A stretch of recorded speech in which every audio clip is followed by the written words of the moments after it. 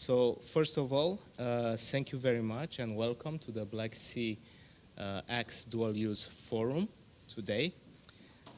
For us, it's not just a conference. We are here to opening a new chapter where the Black Sea region is no longer viewed as a distant flank, but as a central pillar of our transatlantic relationship between Romania and the United States. And for me personally, I have to say that today the Romania-US partnership is stronger than ever, even if there is a lot of noise outside. About InnovX, a little bit about us for those that do not know us. We are an accelerator, an educational organization focusing on entrepreneurship, and today we launch this new endeavor into the dual use strategy, so the dual use technology. We are proud to be named an official partner of the European Innovation Council, an official acceleration partner of the United Nations for Industrial Development Organization, and also ranked as a top accelerator in Europe by the Financial Times. 2 years in the row, the best accelerator in Central and Eastern Europe, and this year also the best in Romania, the best in Southeast Europe. Our partnership today with Mission Innovation X, the department of MIT in charge with the dual-use sector and development the golden startup in education in the area, has more than 2 years, and again, it gets stronger and stronger. Last year, we have proudly participated in the drafting of the light paper on dual-use ventures, and also this year, this paper is having a global dimension. Also, a lot will be said about the Black Sea region, which for us it's really important. The new paper will be launched at the National Security Conference in Boston in April, a conference organized by MIT Sloan and Harvard Business School. So why BlackSeaX and why now? The Black Sea region is entering, from our point of view, a decisive decade. It is a testing ground for hybrid threats, a corridor for energy, for logistics, and for data, a region where we see speed of innovation defining resilience of critical infrastructure. In the next couple of years, the main factor will not be the force of the size, but the speed of adaptation, the speed of innovation, and the depth of cross-sector partnerships. And from this point of view, I would say that for BlackSeaX, partnerships are really important. We need to know who our allies are, who our partners are. We need to know who to call when something is happening. So the fact that today we have friends, stakeholders from the United States, from Poland, from Greece joining us, shows the regional dimension of the Black Sea region. Talking about the acceleration program on dual use that we are now launching, that will be based in Constanța at the Maritime University of Constanța, is not something new. It's based on over 2 years of collaboration on common projects, last of it being the ECA bridge, a cybersecurity project financed through European funds, 2.5 million, one of the two most important initiatives in Europe. And we are part of this consortium together with the Maritime University of Constanța. Important about this acceleration program, it puts zero pressure on Romania budget. We know the discussion that are now in the public realm about the deficit, the budget, the tensions between budget allocated between defense and education. What we want to say, BlackSeaX put zero pressure on the Romanian state budget.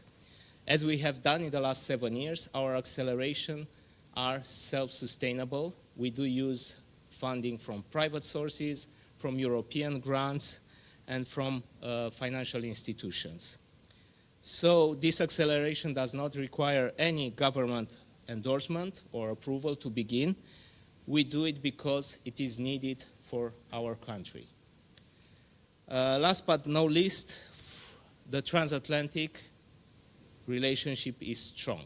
We said that, and we do believe in it. And it's up to us to make it stronger and to valorify it as much as we can. Today, I welcome you. We'll have a very interesting and diverse panel. I will just go very quick through it. We'll start with representative of the government. We'll start also with representative of FBI, also of the academia, of MIT.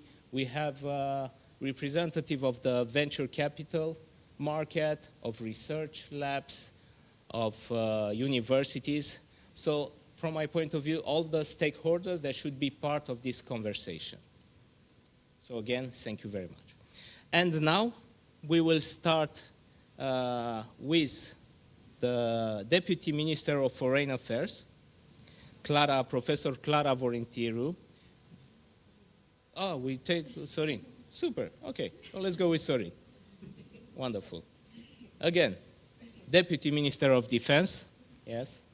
Sorin Moldovan, I invite him on the stage and let's start the conference. Thank you very much. A round of applause for Sorin.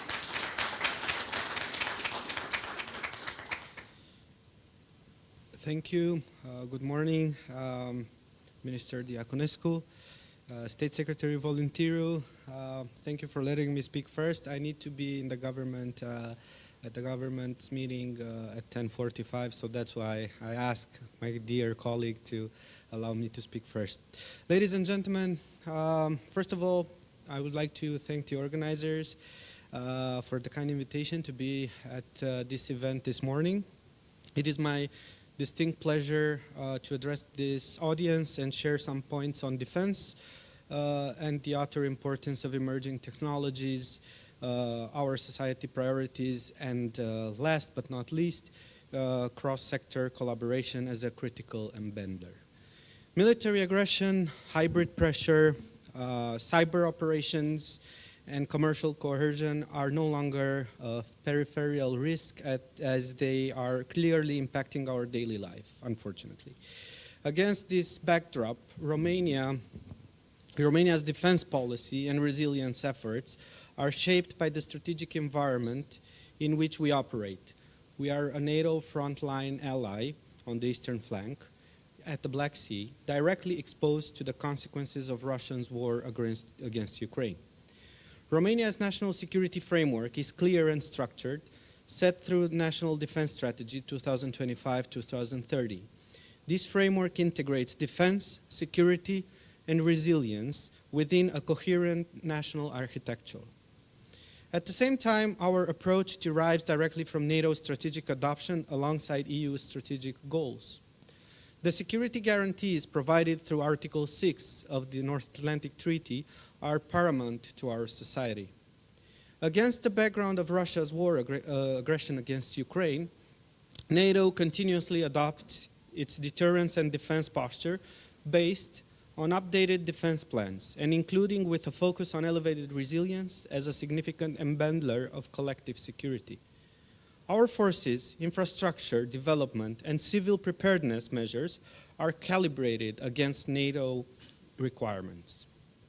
Meeting those require whole of government, better use of available resources, and innovation solutions to deliver the desired effects, also through innovative technologies. Let me offer a well-known persistent example, namely the drone war waged by Russia, countered by Ukraine, including through national production in this field. Everyone else, especially those allies on the eastern flank, had to rapidly take on board the lessons, learn and develop new capabilities embedding emerging technologies. Romania is part of this embedder. In order to be able to invest properly and cope with current future threats and challenges, as well to deliver our NATO commitments, we have increased the defense allocation above 2%, with the aim of meeting the NATO target of 5% by 2035. We have plans to invest toward modern interoperable capabilities aligned with NATO requirements. And for example, in 2025, our execution of the budget within the defense budget was 2.2%.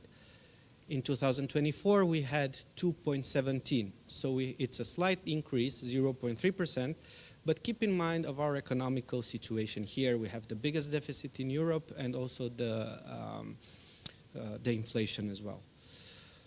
We host a multinational battle group as part of NATO enhanced forward presence.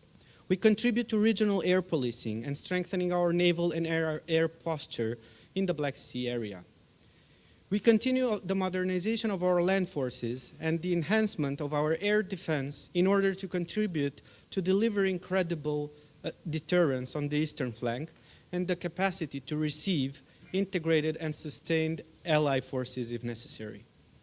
As deterrence and defense remains our core business, resilience is the second pillar of our comprehensive approach to security. For instance, we abide by NATO baseline requirements for civil preparedness and overall resilience. Romania has internalized these standards within its national planning in a whole of government logic, where ministries and other national authorities and agencies operate within a coordinated system that integrates defense imperatives into civilian domains.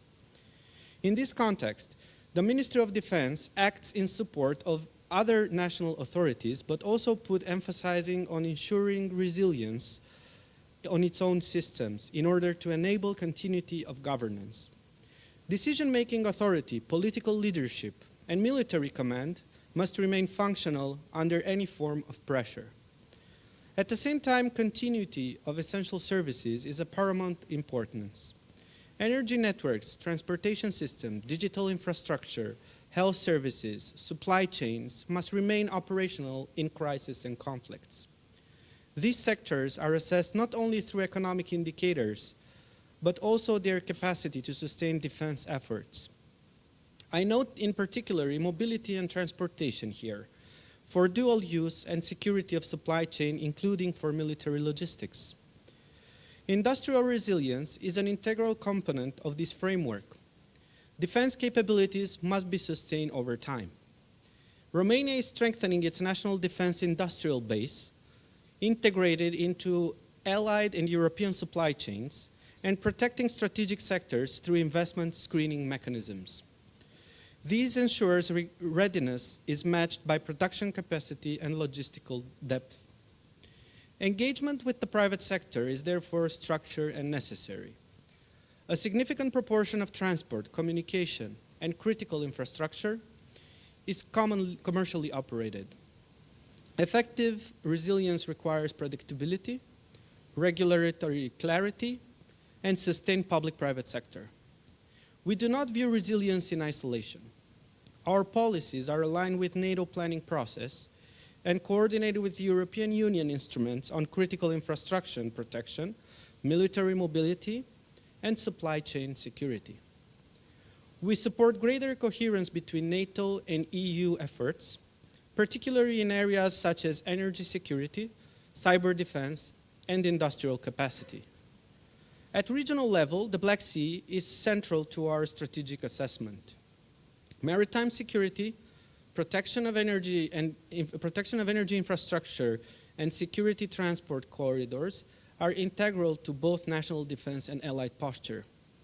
Stability in this region is directly linked to the credibility of deterrence on the eastern flank.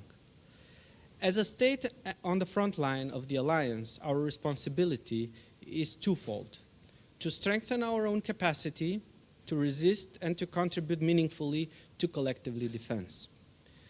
That is the framework under which we go business today. Thank you.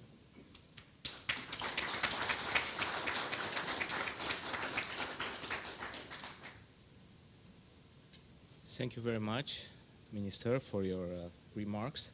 And now it is my great pleasure to invite on the scene our next speaker, Clara Volintiru, Deputy Minister of Foreign Affairs. She will offer the ministry perspective on the Black Sea region and the priorities shaping the transatlantic cooperation. A round of applause, please.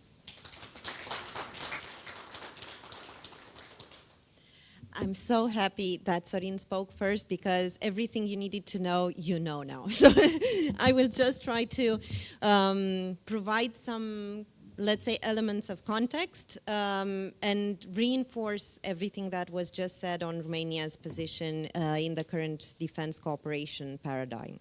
Coming back from the Munich Security Conference, I feel that sense of pragmatic optimism. So I will try to reinforce that balanced approach with regards to what we are discussing today, because we are discussing innovation in a wartime. We are discussing dual-use opportunities because we have a front line next to us. And I think this dual ecosystem of challenges and opportunities have to be in the back of our minds for whatever we plan to build ahead. Now, as an academic, I spent a big part of my career researching resilience since the pandemics, and most of what we found as a driver of resilience, societal resilience, was domestic cooperation. And I have to congratulate the conveners of today's event, InnovX and all of their supporters and allies, because this form of stakeholder cooperation is central to not only Romania's resilience in the current threat landscape, but also the resilience of the transatlantic alliance. And it builds on domestic cooperation, but it also builds, as I just mentioned, on allied partnerships. And those partnerships are more important than ever to become deeper and wider. It's not enough anymore to work on the governmental level. We need to make sure that our private sector, our academic sector, our civil society actors work more and more directly with each other to build new capabilities. And my hope is that Romania will build a new defense innovation ecosystem, much like those of our neighboring country, Ukraine, where I was very much struck by the image of an artistic setup in the Ukraine House at the Munich Security Conference that said, "Change or die."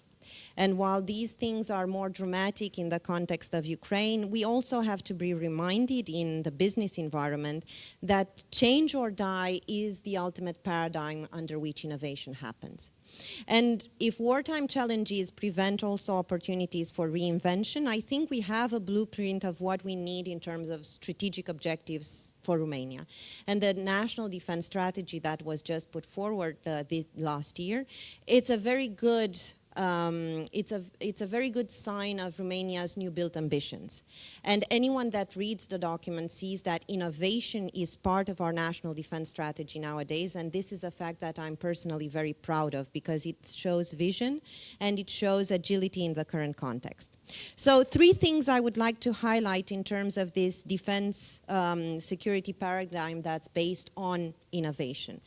We need frontline innovation, and the Black Sea region is clearly one of the front lines that provides most lessons learned for our allied partners and worldwide. We also need trusted technology. Trusted technology and trust as a whole in our partnership, in our transatlantic partnership, is one of the key assets that we can produce. It's one of the key value points that we need to hold on to. And that trust is built on transfers of technology amongst allied partners. And we need tested solutions. It's no longer enough to have innovation in the lab, innovation in the computer, innovation on paper. We need to test them on the ground, in real-life context. And again, the Black Sea region provides ample opportunity, unfortunately, for us to transfer those lessons learned. Now, because I'm from the Ministry of Foreign Affairs, I would like to mention briefly something that was, and that's relevant, that was discussed recently amongst the trilateral format, the Odessa format that I'm sure you're all aware. Romania, Moldova, and Ukraine are engaged in this trilateral dialogue, the Odessa format. And during the Munich Security Conference, Minister Tsoiu, Minister Popșoi, and Minister Sheiba discussed a 3-dimensional security engagement within the Odessa triangle, which deals with maritime security, cyber security, and energy security. Now, the fact that Romania is stepping up and working with its allied partners on the front line on these key strategic issues for the Black Sea region, I think it's a great example of how we are all trying to shoulder the burden of the defense challenges that we have to face up to. My final point, and you know, professors always say that, my final point, and then they go on for hours. My final point, I promise, is that we need to look at innovation as both a weapon and a defense tool. And I think we need to look at innovation as both a development and a cooperation process. And as long as we engage on the multi-layered fronts that innovation can provide to us, we will build collectively increased capabilities. Again, my deepest congratulations to everyone who made today possible. I think this is only the start of a great story for Romania and the Black Sea region, and thank you for having me here.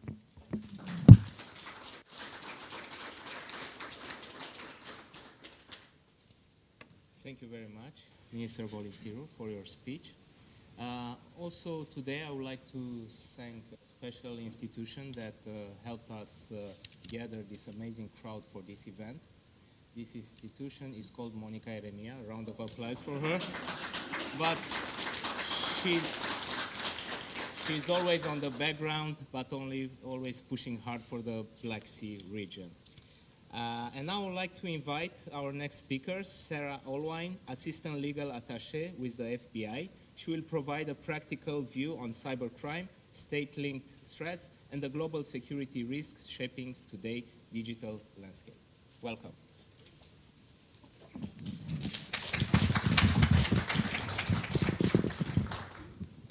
All right, thank you all. I've actually been taking a lot of notes, so now my note paper looks like a nightmare. So hopefully we can get through this.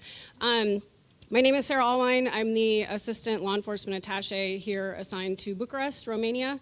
Our office also covers Moldova, and I do cover our cyber portfolio.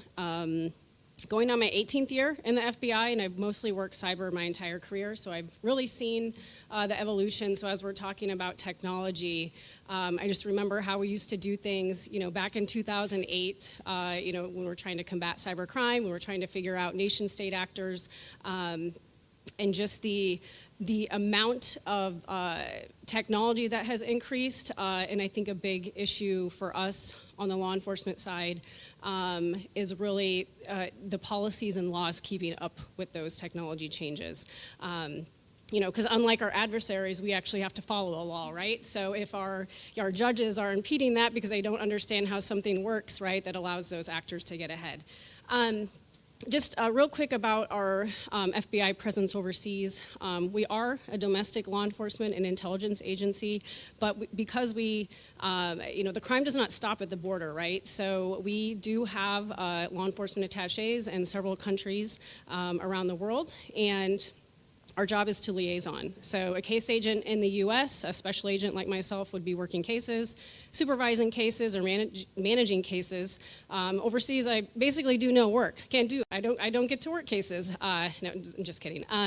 So we work with our partners, our foreign partners, and provide that liaison, provide that real-time back and forth, develop the relationships. And Romania is a fantastic partner for us.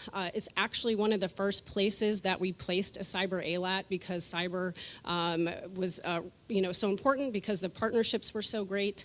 And we really appreciate our partners here in Romania. So when we're talking about kind of dual-use technologies and increase, just listening to conversations earlier out as we were having coffee, from a law enforcement perspective, right, I offer a different perspective than I think most of those in the room. It's a scary thing. Even within the United States, which is where my experience is, when you have a lot of companies, smaller companies, you have startup companies, you have all these different tech companies, and maybe they're providing third-party services to other types of organizations out there. How do we get them to care about cybersecurity? How do we get them to get on board with everything that has to be done to keep the network safe, right? And so I can tell you, going out and telling people that, Russia's on their network, and they're like, why do I care? Is it impacting my business? so they do not care. So that's one way, at least our government has worked on creating different mechanisms to report things, making it illegal not to report, especially when you have clients. But that's one area that I really see as a significant issue. And even here in 2026, we still see that. So how do we help people protect themselves? How do we get them to care? How do we, encourage them to have those incident response plans? That's one huge thing when we go out and speak to the community. The FBI is, I think our bread and butter is talking to people, which is why we have such a far reach, which is why we have so many resources. Which is why when I'm trying to think of something to further my investigations or the case agents that work for me, who are those resources out there and what can they do? But having an incident response plan, a lot of just basic companies do not have those types of things. And so that's where kind of when you're talking about implementing different policies, SOPs that need to be in place, as you build more technology, as we build that dual use technology. So you have to protect this side, but we still want to use it to our advantage. And so when we go out and talk to people, we tell them you should have an incident response plan for a cyber incident, no different than if a fire alarm went off, right? When a fire alarm goes off, generally in our where we work, we know where we have to go. We know what door to go out. We know who we have to report to. When you're talking about a cyber incident, a lot of people don't think of it from that perspective. And in the United States, we have, we tell these people, make these check boxes. If you come in and ransomware is taking over your network and you can't get into your computers, what do you do? And really, what do you do to get your business back up? And so that is one area that just in talking outside this morning and just listening to a couple of the speakers this morning is just really how do you help those companies implement those different types of things? So from a dual use, I just wanted to talk a little bit about outside the box thinking. And again, my experience as law enforcement, and especially in the cyber realm, we really try to kind of balance that gray line. There's a lot of, when you're speaking about like violent crime or a murder, it's pretty black and white. But in cyber, we have a lot of resources and we have a lot of opportunity to cause damage, to impact our adversaries.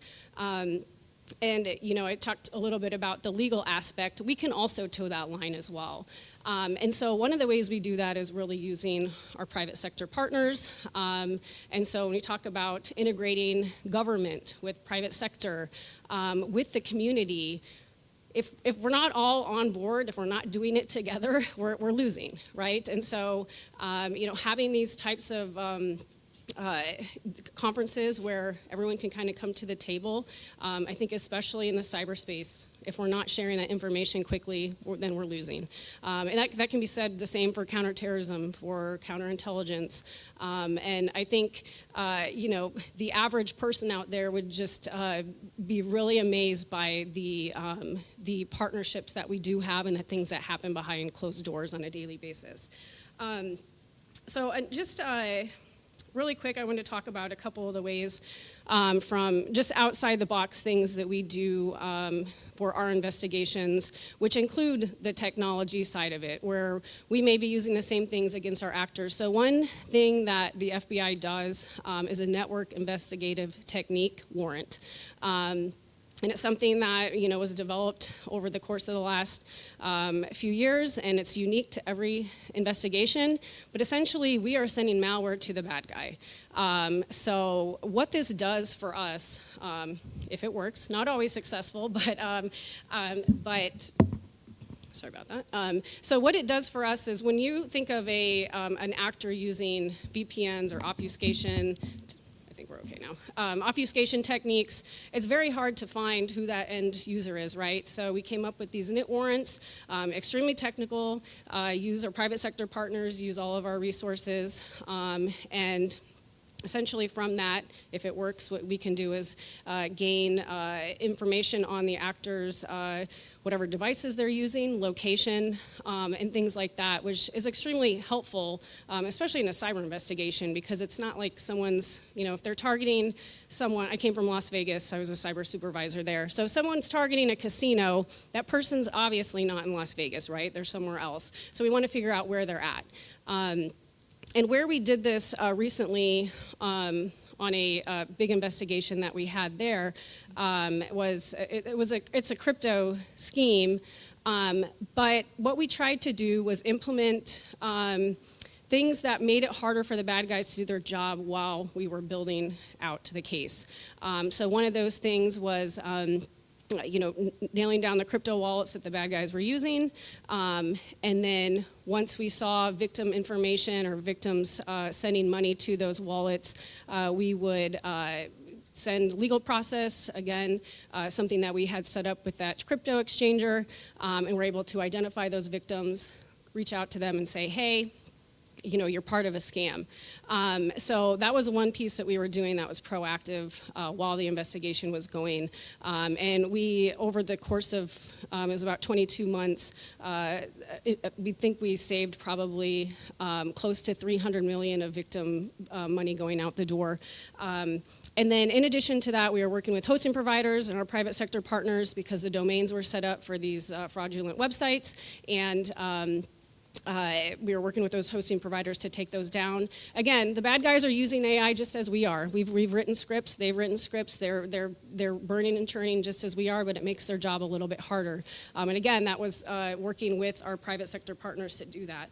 And it ended up being actually, there's a whole piece of human trafficking to that. What we were able to use with these NIT warrants was determine locations in Myanmar, and essentially, they were just office buildings that were set up with thousands of people who had been human trafficked from China. They were the ones who were actually implementing this scheme, and we were able to take all that down, and it also ended up being the largest crypto seizure in history, which was $15 billion. So.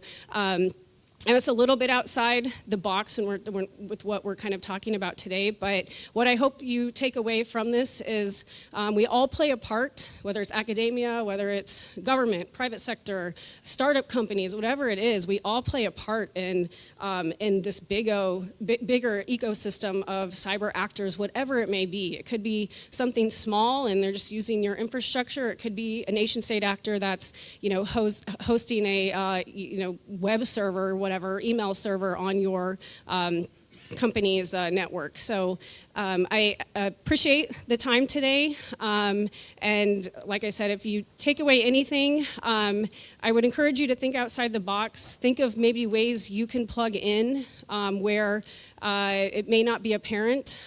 We don't always have to stay within our lanes, right? We all have a piece of that puzzle, and we never know where it's actually going to kind of break something open. And I know I'm, again, talking from a law enforcement perspective, but coming from you all's perspective, again, you're trying to protect those things, build out these different pieces, and it all plays into the same end goal, right, which is to stay ahead of our adversaries.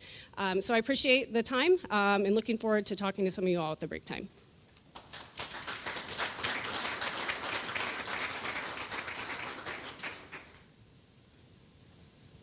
Thank you very much, Sarah, for this walk into the cybersecurity realm that is now global, as you've seen, no boundaries. So everything is open, and this is where we need to know who our partners are, who our allies are, who to call when something happens in the cybersecurity realm and not. Talking about cybersecurity, I would like to welcome our partners and friends from the ECA Bridge project that I told you about. We have with us Valeria Popescu from the National Security and Cybersecurity Directorate, Mr. Director Ververa, welcome. Really happy to be part of this ECA Bridge program in cybersecurity.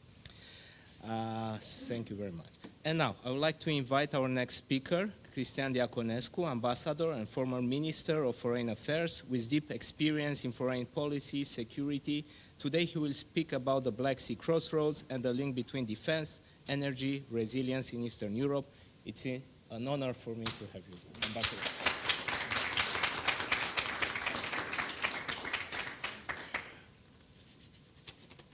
Well, thank you very much. I should like to extend my gratitude to the organizers of this event.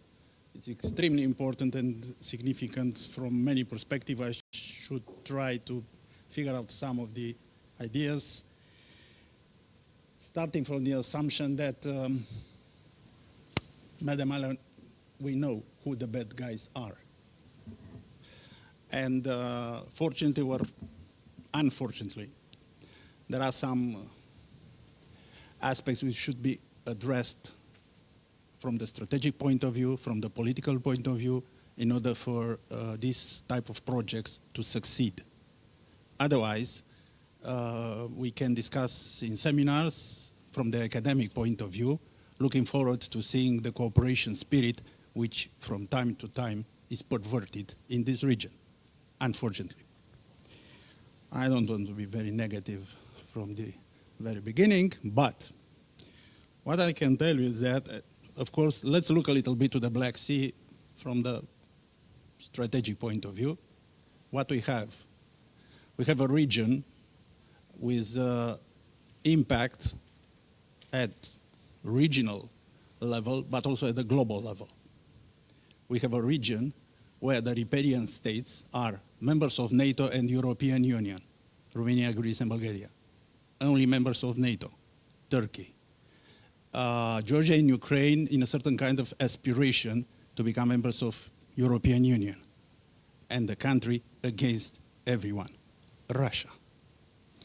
So, irrespective of the fact that there are a lot of good opportunities, let's look a little bit to the problems in the region, which, by the way, that might have a direct impact regarding your activities, and really, Mr. Dumitrescu, your senior innovation leader of InnovX, I can congratulate you, and really what you have done together with your colleagues, it is extremely important, particularly for the perspective not only of your company or your companies, but also for this nation.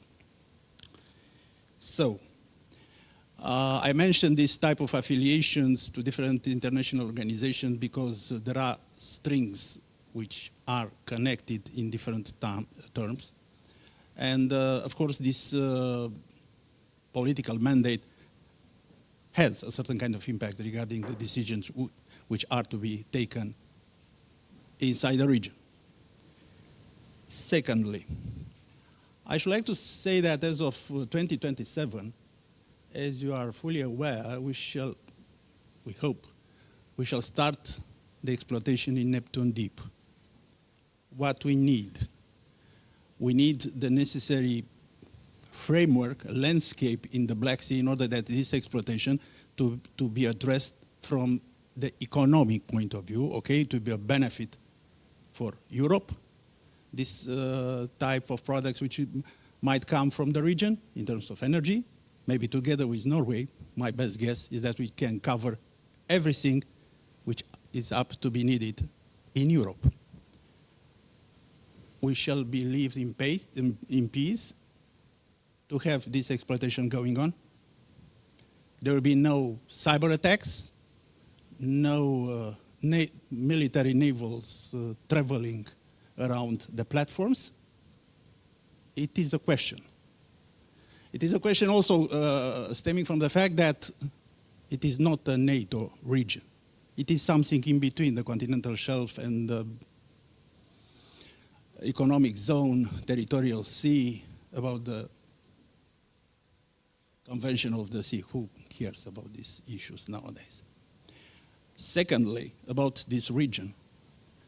Unfortunately, we do not discuss very much, taking into account that it was a war in the region, 41 kilometers in the Serpent Island to the Romanian riparian zone 2-3 years ago. it was a war which was going on. Two countries shoot at each other. It was a danger at the borders of NATO, not only Romania. Let's take into consideration some aspects in this regard. Of course, you are not going to solve it. But please keep in mind the fact that at the end of the day, there are some interested country in the proximity of Romania which will not approve a development in the region.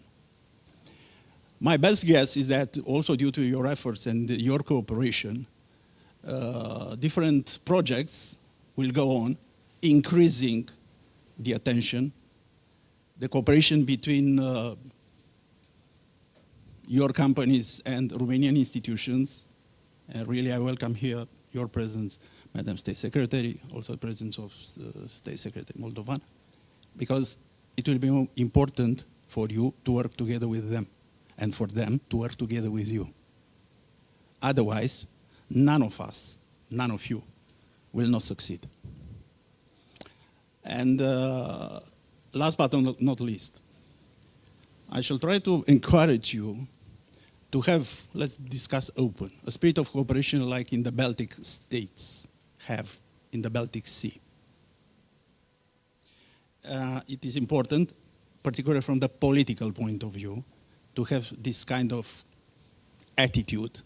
Yes, it's complicated to hammer out different type of regional solution in the Black Sea, taking into account different type of expectations of the riparian states. Yes, I know, but here God puts us. So from this perspective, your encouragement, your technical and your skillful competence, extremely good competence, will be an input for the political establishment to take the necessary and appropriate decision. I wish you all the best.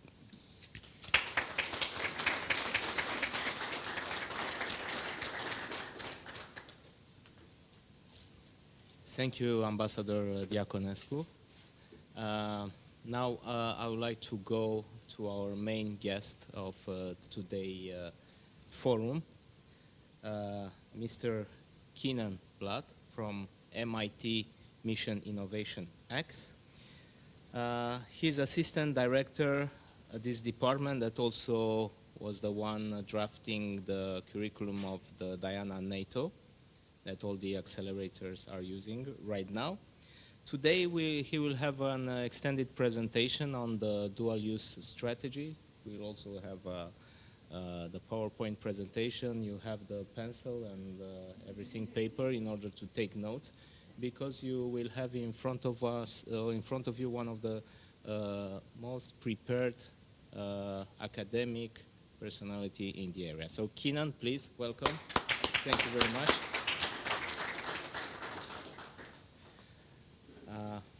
First, let's try that the clicker works. That's the first and most important thing. Until then, okay, I would just like to highlight our last year white paper that we, us as InnovX, we have been proudly cooperating with the MIT. Well, I apologize. I think I brought the bad weather with me from Boston. So but I'm very grateful that you all made it in today, despite a lot of the bad weather that we've had. So I also wanted to preface that my presentation hopefully won't be too long. It's only about 40 slides, but it is for reference afterwards. So in case you want to, we're quite happy to. I think for the most part, this is definitely more as the academic. I get the privilege to be more of an instructor today rather than necessarily a speaker. So a quick overview of who I am. I lead dual-use innovation at MIT. We translate fundamental research into technologies that both serve commercial markets and national security missions. I also serve as a U.S. Army officer focused on intelligence and innovation in the reserves. My work spans startup incubation, government program design, and ecosystem collaboration with our allied nations. But most of the interesting work that is happening isn't at Cambridge or at the Pentagon. It's happening here on the eastern flank.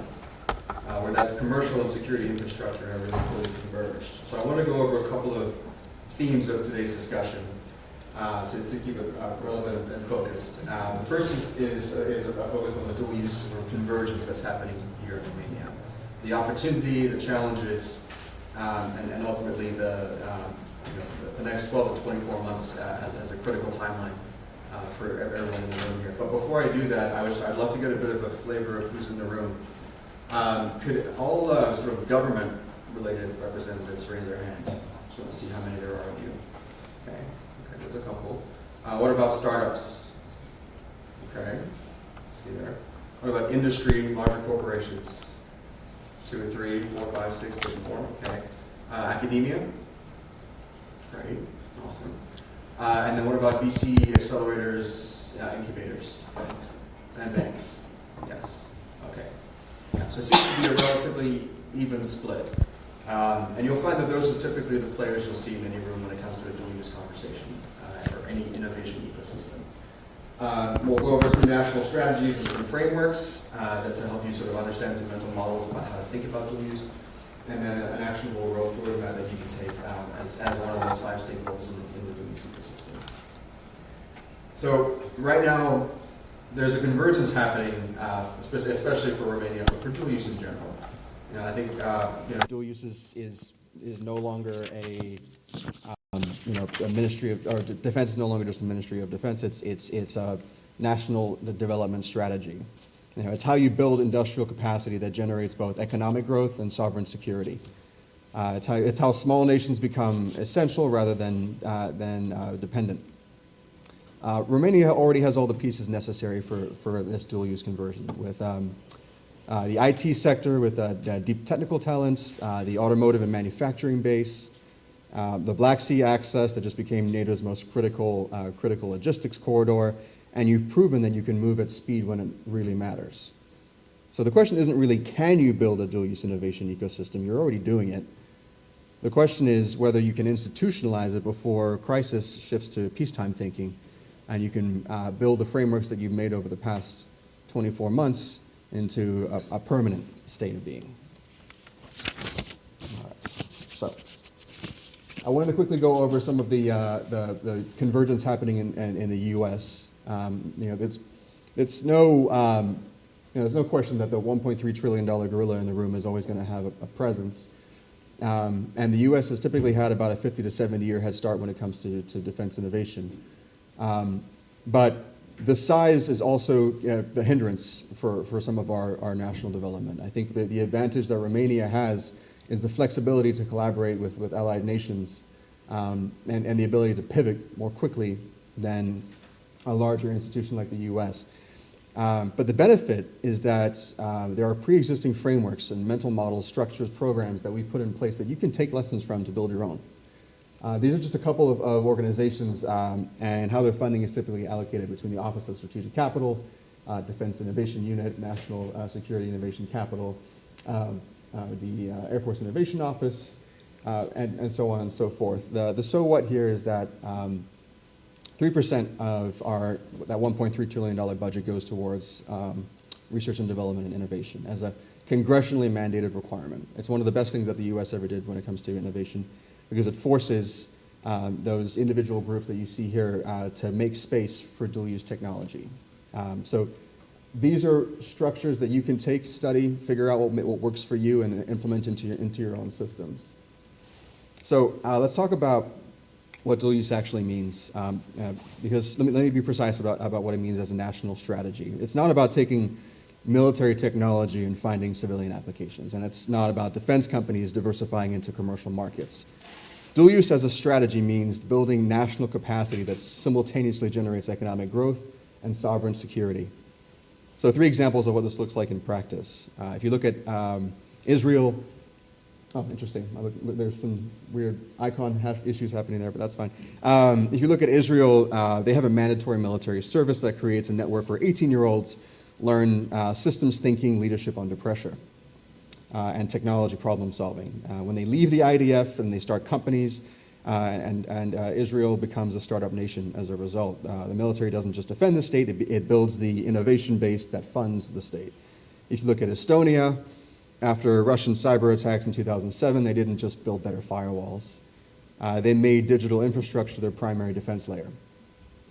E-governance, digital identity, data embassies, now their economy runs on the same systems that provide resilience against hybrid warfare.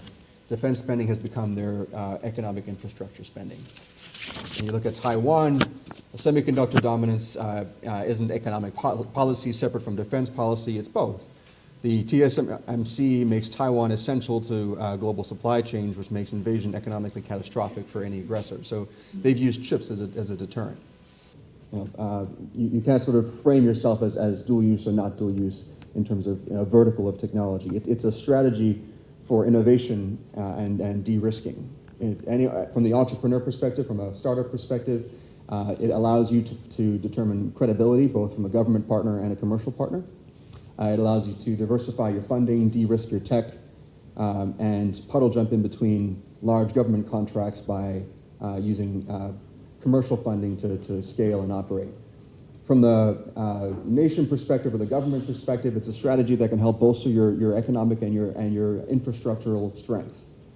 The technologies that you invest that have a dual-use capacity can also be used to reinvest back into your own nation.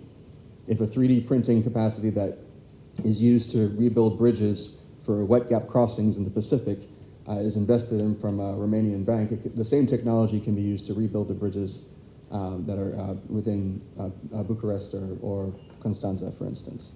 So it's important to understand that it's an economic growth and sovereign security strategy. Okay.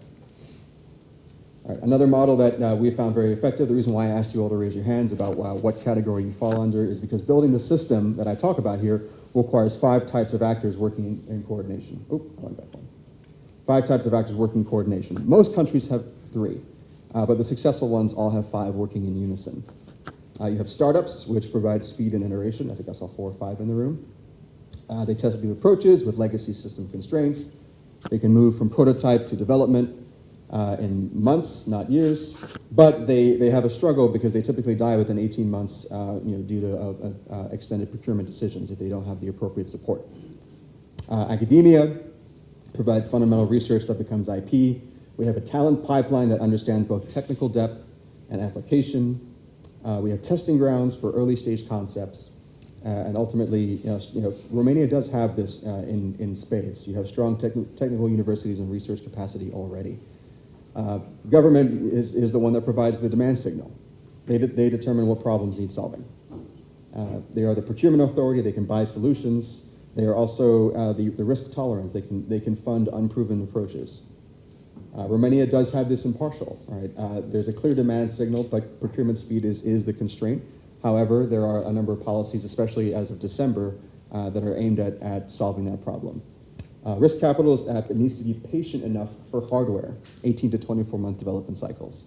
Patient is the key word here, because you cannot, as a risk capital provider, assume that you're going to get a 10x return within the first 6 months or to a year. You have to assume that it'll take time, because the capabilities that a startup are providing from a dual use perspective have long development cycles and have to abide by the government timelines rather than the typical venture capital timelines.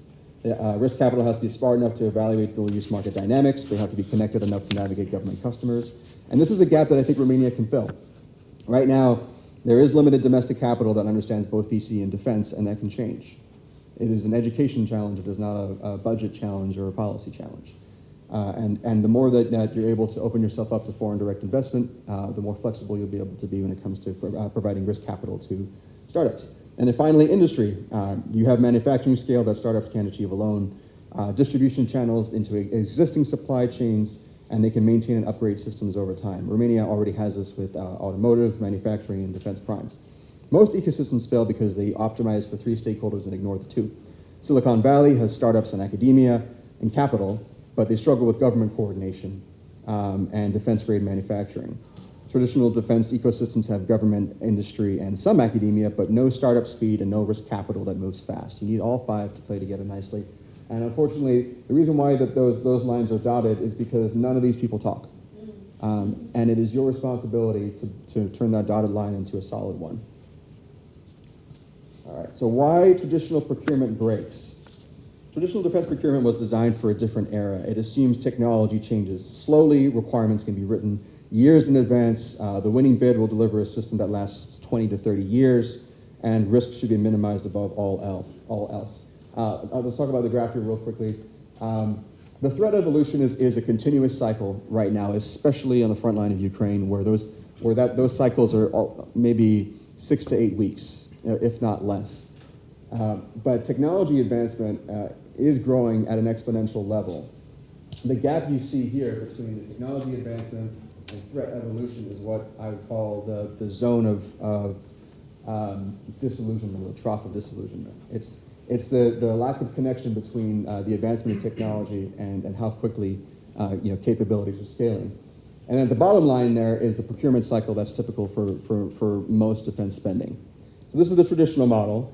It worked for fighter jets and it worked for ships. It doesn't work for software, autonomy, or AI, or cyber, or most dual-use technology, candidly. But here's what actually happens. So, let's see. Perfect. Okay. This looks really noisy. I hate this slide, but it's the best way for me to describe what's happening. If you look on a 0 to 36-month timeline, at month 0, if you look at the traditional approach, which is the whiny one at the top, the operator identifies a need. At month 6, that need becomes a requirement document. Month 12, the requirement goes to tender. 18, the contract is then awarded. At the 2-year mark, the prototype is delivered. When you get to month 30, there's testing and evaluating. And then finally, at 36 is the deployment decision. That is the typical procurement approach. By month 36, that threat has evolved 3 times, if not more. The technology has advanced 2 generations, and the startup that has had the best solution in month 6 is dead because they couldn't wait 3 years for a purchase order. The system optimizes for process compliance, not mission outcomes. It's not bureaucrats being slow. It's the legal and financial frameworks that were designed for platforms, not technology. And you can't fix this with better project managers or better procurement officers. You need different mechanisms in place. So the alternate model, which I'm calling the combat agile model, but it feels a little too on the nose, so I might change it. Changes that policy or that concept that evolves faster than programs of record. It has 4 core elements. Again, I hate this slide. It's very messy, but please feel free to ask Dan or Monica for these afterwards. I'm happy to share them with the group. But I'll talk about them off the top. So the 4 core elements to make this really work is you need framework agreements instead of one-off contracts. Pre-approved vendors who can deliver on short notice, ceiling prices that are already negotiated. It reduces the procurement time from 18 months to 18 days. Ukraine already did this with the Prozora adaptations, which essentially becoming an easy mechanism through which you're able to operate.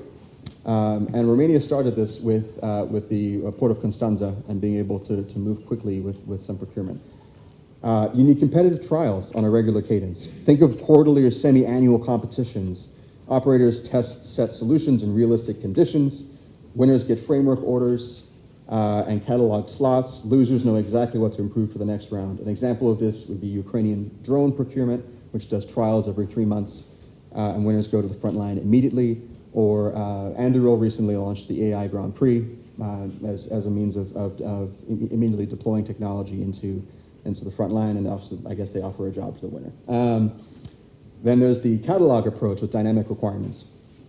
So instead of bespoke requirements for each purchase, you have to maintain approved solution catalogs. New solutions can enter through trials. Think of it as a marketplace. Operators order from a catalog like commercial procurement. Think App Store for capability, not RFPs for every transaction. The US version of this would be the Tradewinds AI marketplace or the SOCOM Vulcan platform. You also need direct non-dilutive funding to startups. Who here has heard of the SBIR program?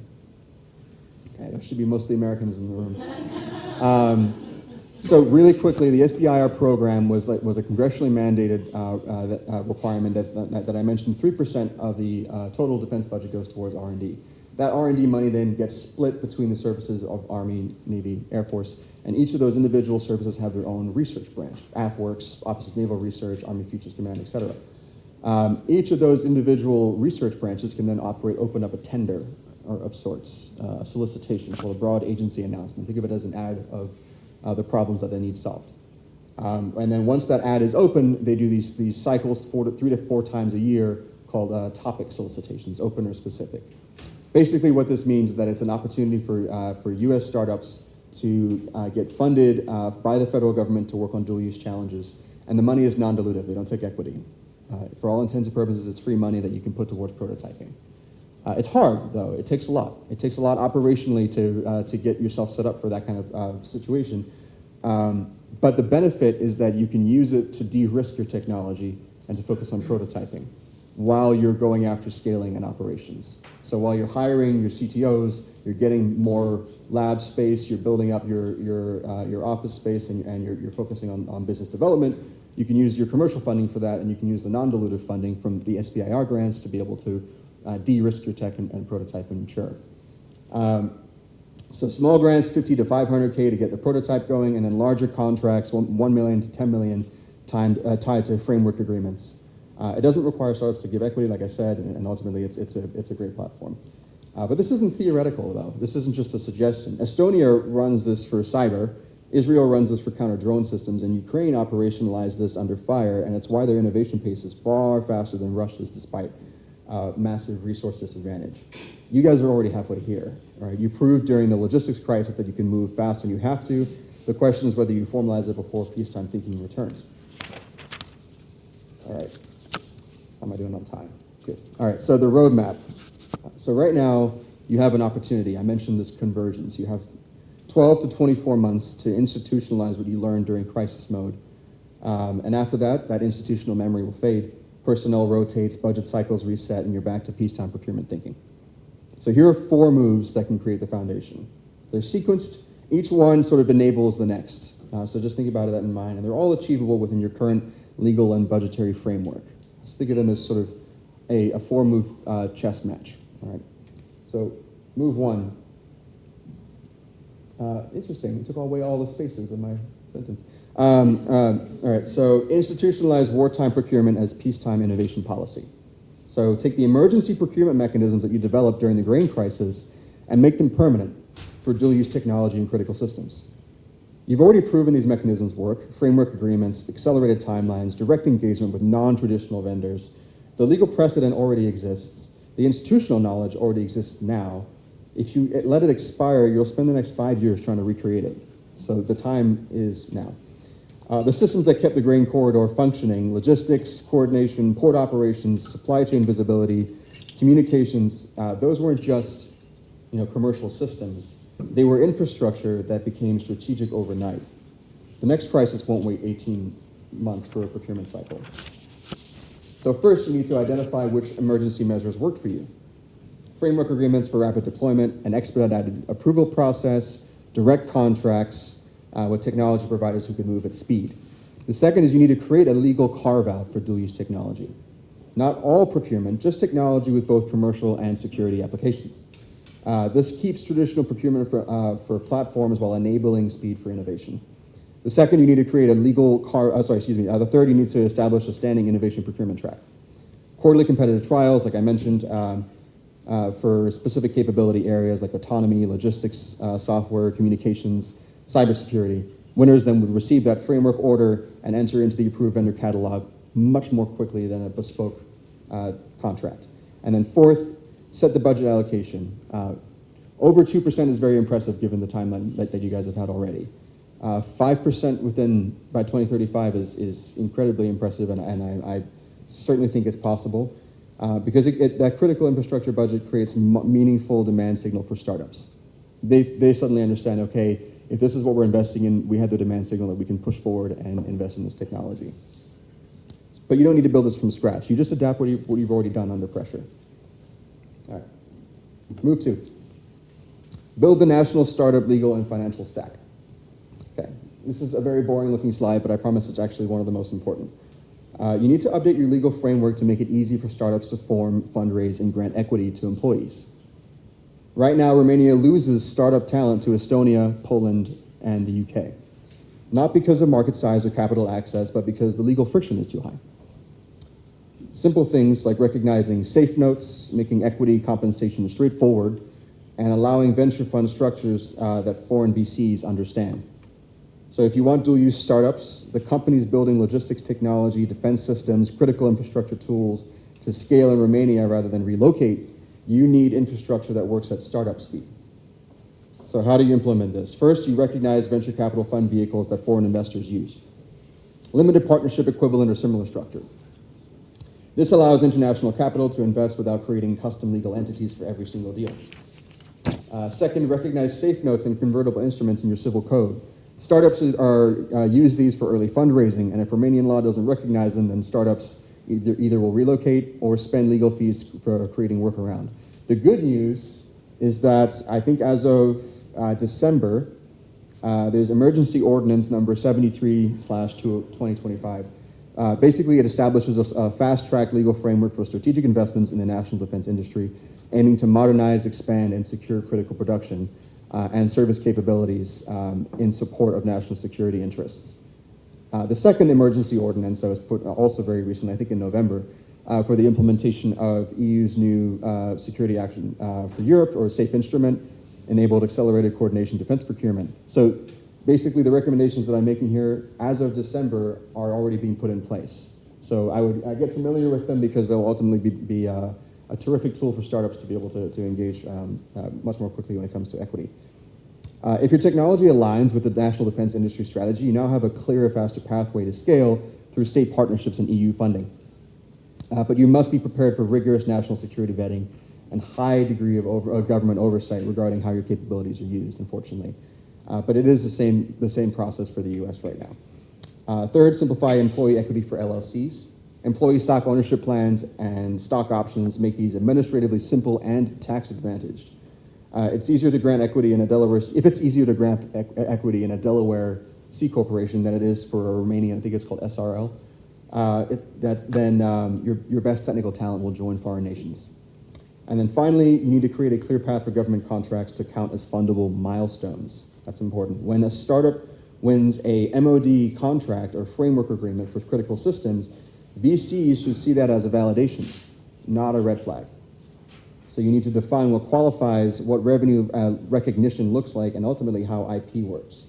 Estonia did this in the 2010s with e-residency, which was a straightforward equity structure, clear tax treatment, and now they have more unicorns per capita than anywhere in Europe.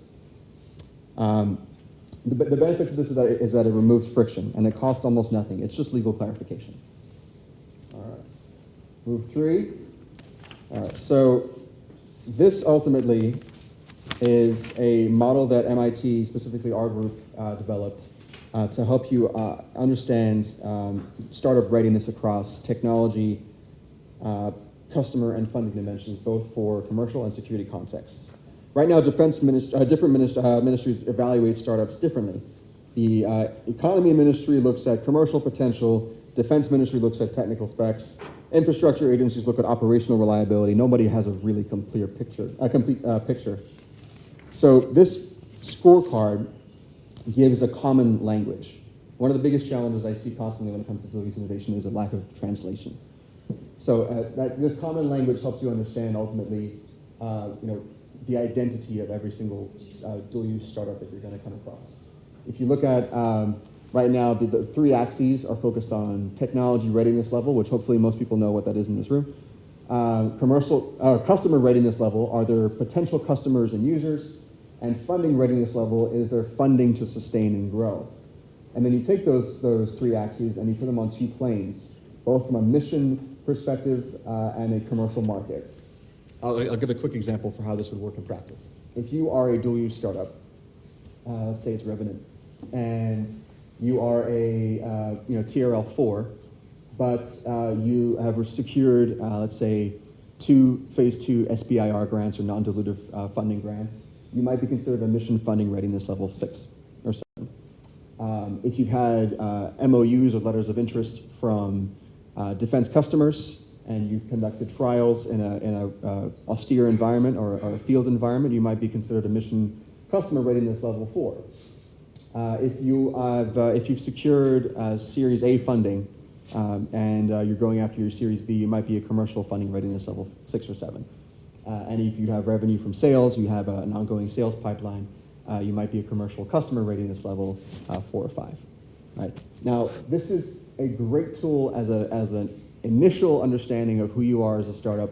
It helps ultimately startups communicate what their identity is and what their current state is and what they need to grow. It helps government understand how to properly evaluate a technology. And it's a great benchmarking tool to show progress over time. All right, move forward. Launch a founder military exchange program. Some of these exist already, but a formal program that embeds startup founders in military and government operations for 3 to 6 months. It embeds military operators in startups for similar duration. Why it matters, the biggest barrier to dual-use innovation isn't technology or capital, it's translation, like I said. Founders don't understand operational constraints. They build solutions for problems that sometimes don't exist or ignore factors that make their tech unusable in real conditions, whether that's a military logistics chain or a commercial port under pressure. And then operators don't understand the technology constraints. They ask for things that violate the laws of physics or economics. They miss innovations that would solve their actual problems. So the gap isn't knowledge, it's context. Exchange programs would build that context. So how do you implement this? Start small, 10 to 20 people per year. From the founders to operations, embed them in logistics units, military supply chains, port operations, critical infrastructure, not as consultants, but as observers who see how decisions actually get made under constraint. For operators, embed them in product teams, engineering sprints, customer development processes, not as advisors, but as practitioners who experience the speed and resource limitations startups really operate under all the time. And then there's a bonus, number 3, which is bringing your procurement officers and sitting them into accelerators. There's a few models that do this really well at MIT, like the Air Force AI Accelerator, which Air Force contracting officers literally have a mission. So they're deployed for 6 months to sit and embed themselves at an accelerator and support individual startups and help them understand the process. So the outcome ultimately is that founders build solutions that work in operational environments and operators write requirements that technologies actually can meet. So that's 4 moves, ultimately at the end of the day, 12 to 24 months. So I'm going to go over really quickly, because I think I'm close to time, what we teach startups about employing a dual-use strategy. There are a large number of slides at the end that are just focused on startups. I highly recommend that if you're interested, to reach out to InnovX and they'll share them with you. I just don't have the time today, but I wanted to make sure that you had them. One of the biggest things that we focus on is thought leadership when it comes to dual use.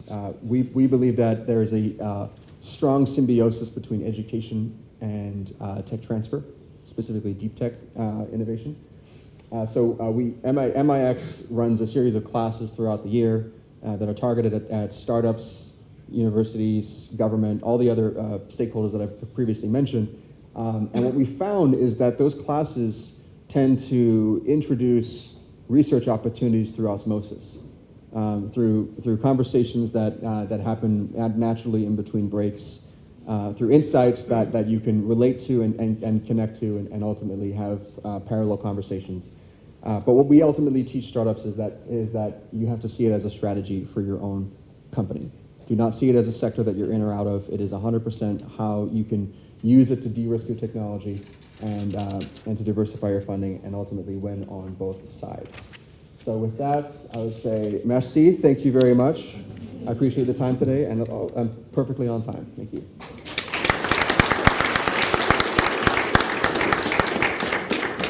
For your reference, there are a large series of slides towards the end here. I'm just going to breeze through them just so you know that they're here, and I will make sure that Daniel gets them to you afterwards. There we go. Thanks.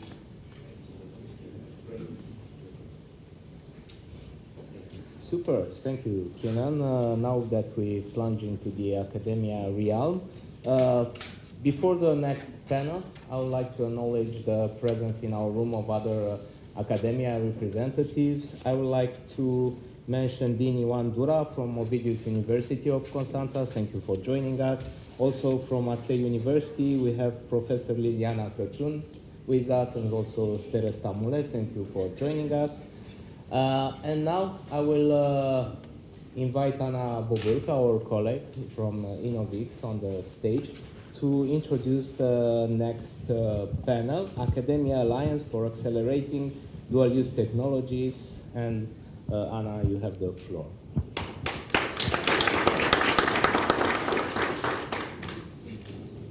Okay. Thank you very much for being here.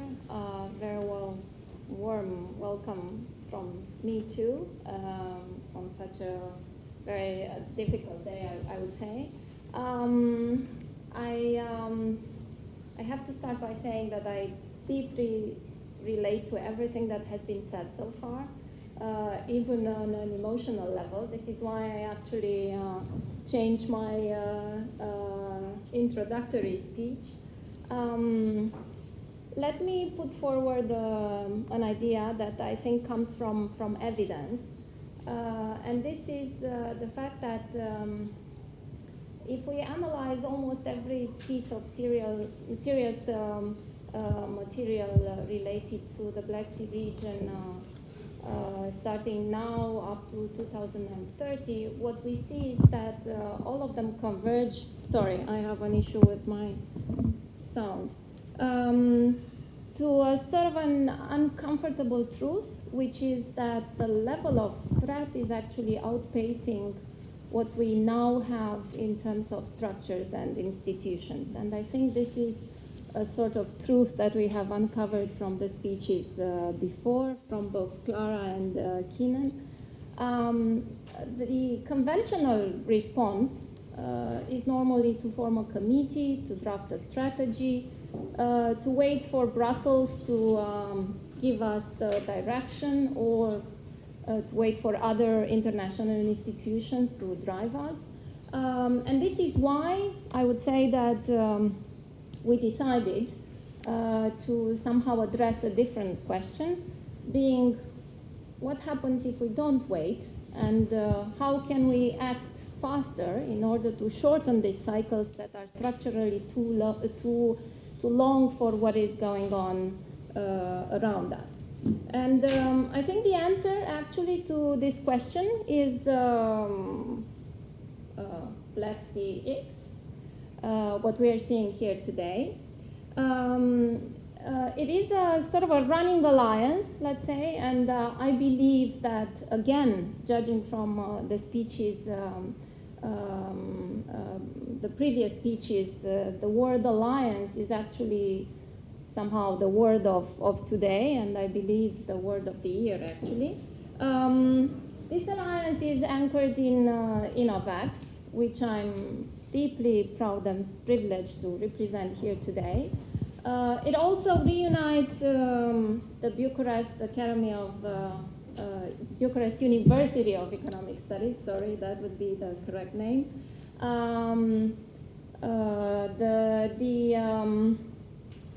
Constanța Maritime University, which is also here with us today.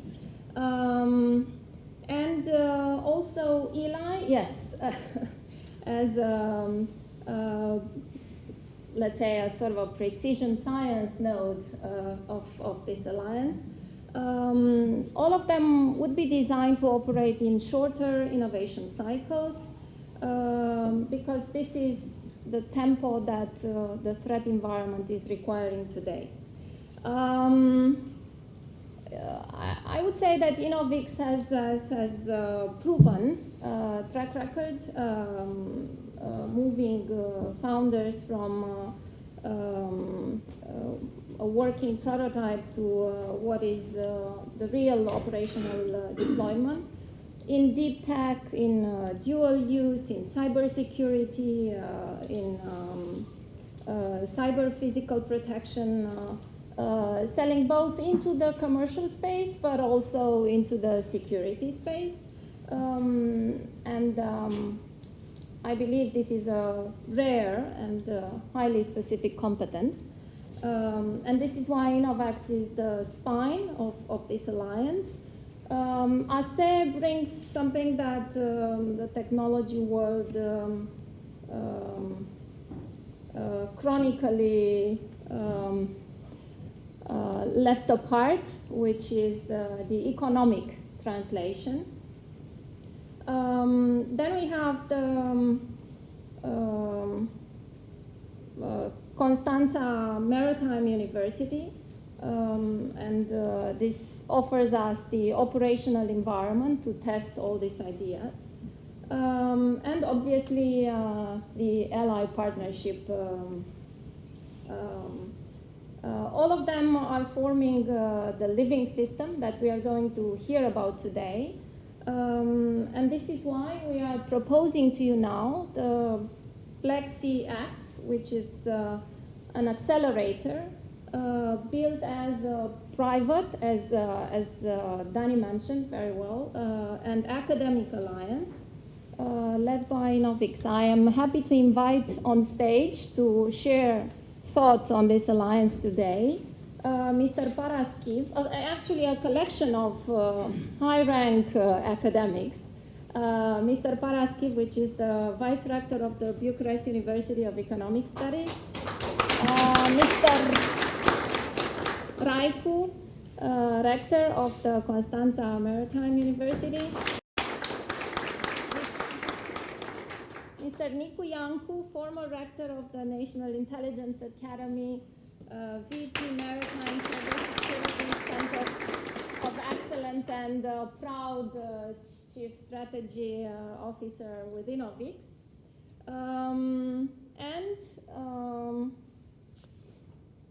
Mr. Dranga from the Ally Park.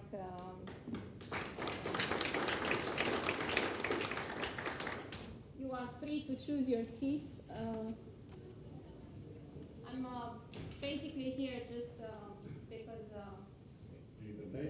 woman was needed. Thank you very much. Okay.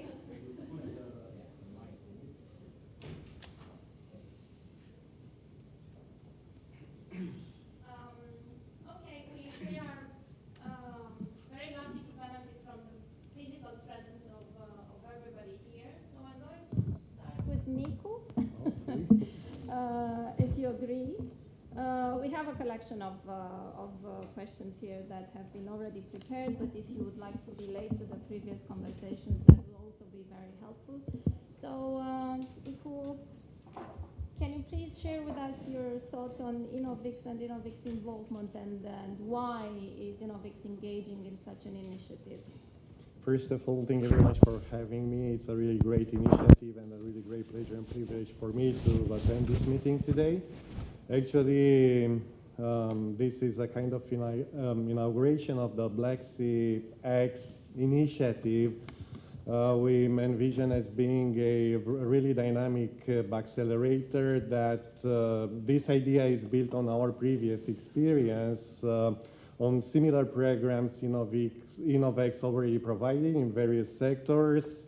And from this experience, we learned that actually only working together we can deal with more significant achievements that can drive the dynamics of critical technologies that dominate our life in these days. And we are discussing particularly today about the dual-use technology, and this is critically important as such technologies are quite challenging for national security. Some previous speakers already mentioned that actually we can define dual-use technology as bringing national economic growth, but also national security and sovereignty. And when we discuss in these terms of sovereignty, actually we can further identify certain challenges and issues various sectors that want to join such initiatives must address in order to make them themselves available for such cooperation. And this is not just about knowledge sharing, even though this is quite a critical aspect of cooperation, but also it's an issue of putting together all the existing capacities to make these developments a real success. Therefore, I think that BlackSeaX, bringing together various sectors from both academia and private sector, actually has this potential to motivate various startups interested to develop or to make their ideas available for the Black Sea environment actually would find the best environment to grow together. Thank you very much. Something that I picked from Keenan's earlier presentation, it was a line on one of your slides that we have proven, if needed, that we can opt fast. Do you think this is the case, especially the case of InnovX? That's always the case, honestly. Actually, when discussing breakthrough technologies, when discussing all these breakthrough technologies, particularly in the digital domain, actually the rate of progress is impressive. And it is our responsibility to find the best approach actually to align the existing mechanisms and procedures to this really dynamic environment, just to be ready to transfer this innovation to the market. And this is the critical step. Such startups should further better discover how to deal with and how to make their effort even more effective to successfully enter various markets. On the same idea of speed and shorter innovation cycles, Professor Paraschivy, what do you think is the role of academia, particularly the role of the Bucharest University of Economic Studies in this alliance? Thank you very much for inviting us and for having us here. Of course, we cannot think of such an alliance without having a partner university.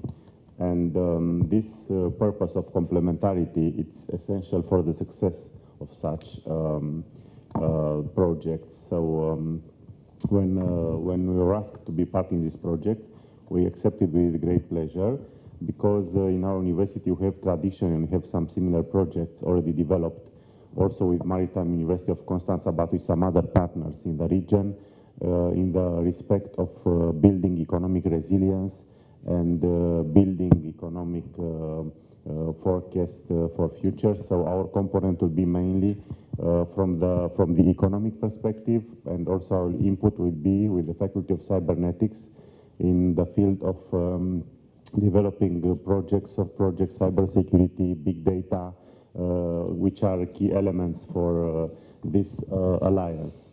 So having all this in mind, we are committed to support and to develop such an alliance, which is very much needed in these turbulent times in our region. Thank you very much. We really appreciate that. What would you say that ASE could provide that the industry alone cannot?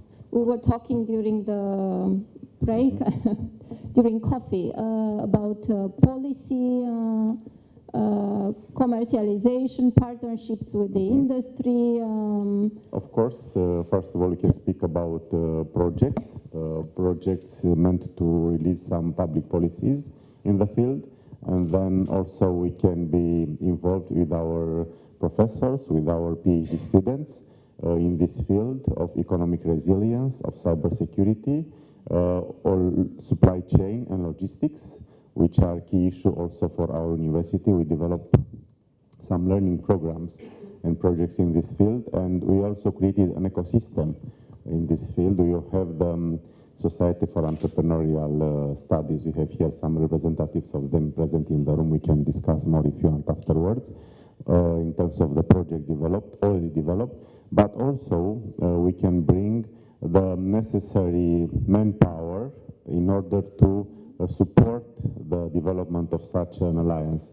And the complementarity between Bucharest and Constanța is not starting today. It was created a long time ago. What we can do today just to reinforce this partnership we already have, and we are based on the expertise we have in ASE, combined with the expertise we have at the Black Sea coast. So this is, in our vision, the way to develop such an alliance in the long run, which could be successful. And also another important issue is that having in mind all our strategic partnerships we have, because our university created an ecosystem of partnership with top players in Romania in almost all industries. I think we can bring some business connections and business support in this. And shared talent too, I would say. Innovators from your university, talent pipeline from ASE, future users of these technologies. How would you say, Professor Raicu, that the maritime sector, which is supposed to be the ground zero for Black Sea asymmetry ports, subsea cables, supply chains, and shipping lanes, how would you see the dual innovation cycles and their speed in relation to your university? Yeah, first I would like to thank you. What was the deep questions like Black Sea actually, because the Black Sea is very known for the deepest waters in our region. Well, first and foremost, I would like to thank you for invitation and for the opportunity. Of course, being a maritime university, it's a very important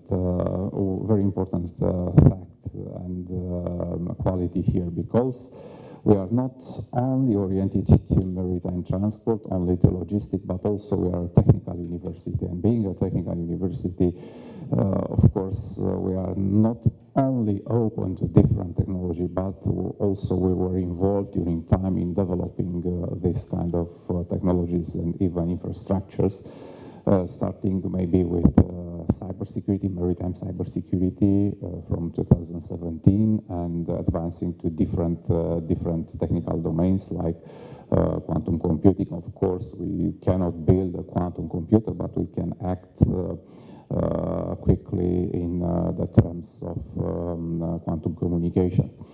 Of course, there is also very important aspects on the Black Sea in terms of logistics, because everything today rely on logistics, and everything can work with good logistics. And not only training seafarers, because maybe this is the first step, this is the zero level, but assuring protection, making different research, being involved in different research related to cables, to dynamic positionings, to drilling, and all the related activities. Environment also, it's very important when we are talking about resilience, when we are talking about creativity, but everything must be integrated as a very self-sustainable ecosystem here. Like our colleague said earlier, we have a very good cooperation with the Economical University, the Bucharest Economic University. So for this, from this perspective, I think technical creativity must be very well related to the technical capability in such a way to obtain efficiency. But BlackSeaX and InnovX especially are very well suited for this. Are there any types of resources that the Maritime University can support the Black Sea startup in potentially validating their technologies? Yes, beyond expertise, like researchers, also have different capabilities in terms of laboratories, in terms of infrastructures, as I said earlier, because it is important to squeeze every time interval, especially in this very complex time, very complex geopolitics. And here I'm referring to the normal approach, but also high-end approach involving autonomous navigation and other kind of devices, starting with drones, but maybe finishing with secure communication. So if we try to be effective, we need to be very open and very adaptive to the realm. Okay, thank you. If we were to link this idea of validating the concepts, nurturing startups, partnerships with the industry, and I'm turning to you, how would you say that ELI can contribute to the same idea of startup validation and maybe add capabilities that we could call breakthrough even? Thank you very much for this opportunity to attend such a important gathering, maybe one of the most important gatherings related to innovation I have ever attended because of the configuration of the participants and their skills. Well, ELI, as you all know, is the most powerful laser in the world, but it's much more than that. It is the most advanced scientific and research infrastructure Romania has developed over the last 3 decades.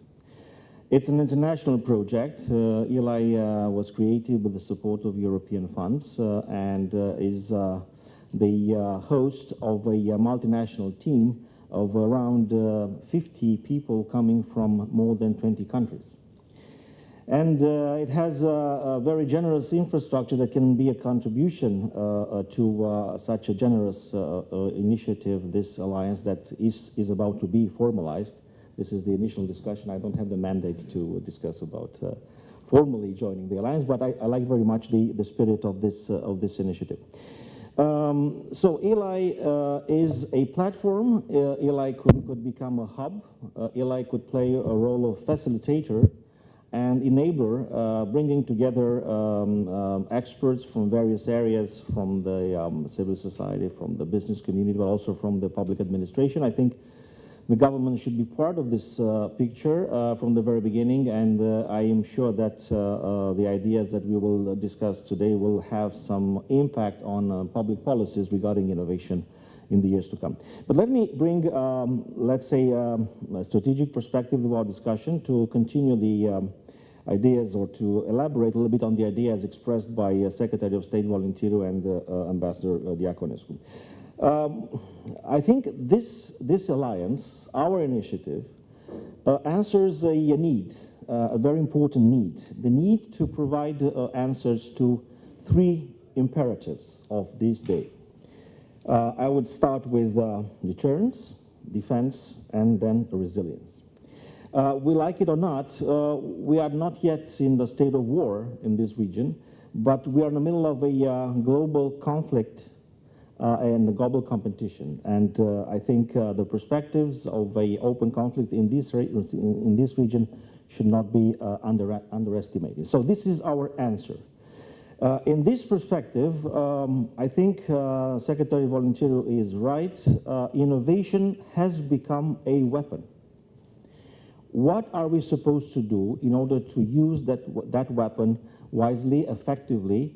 So how do we weaponize innovation while preserving our focus on economic growth and, of course, on defense and security?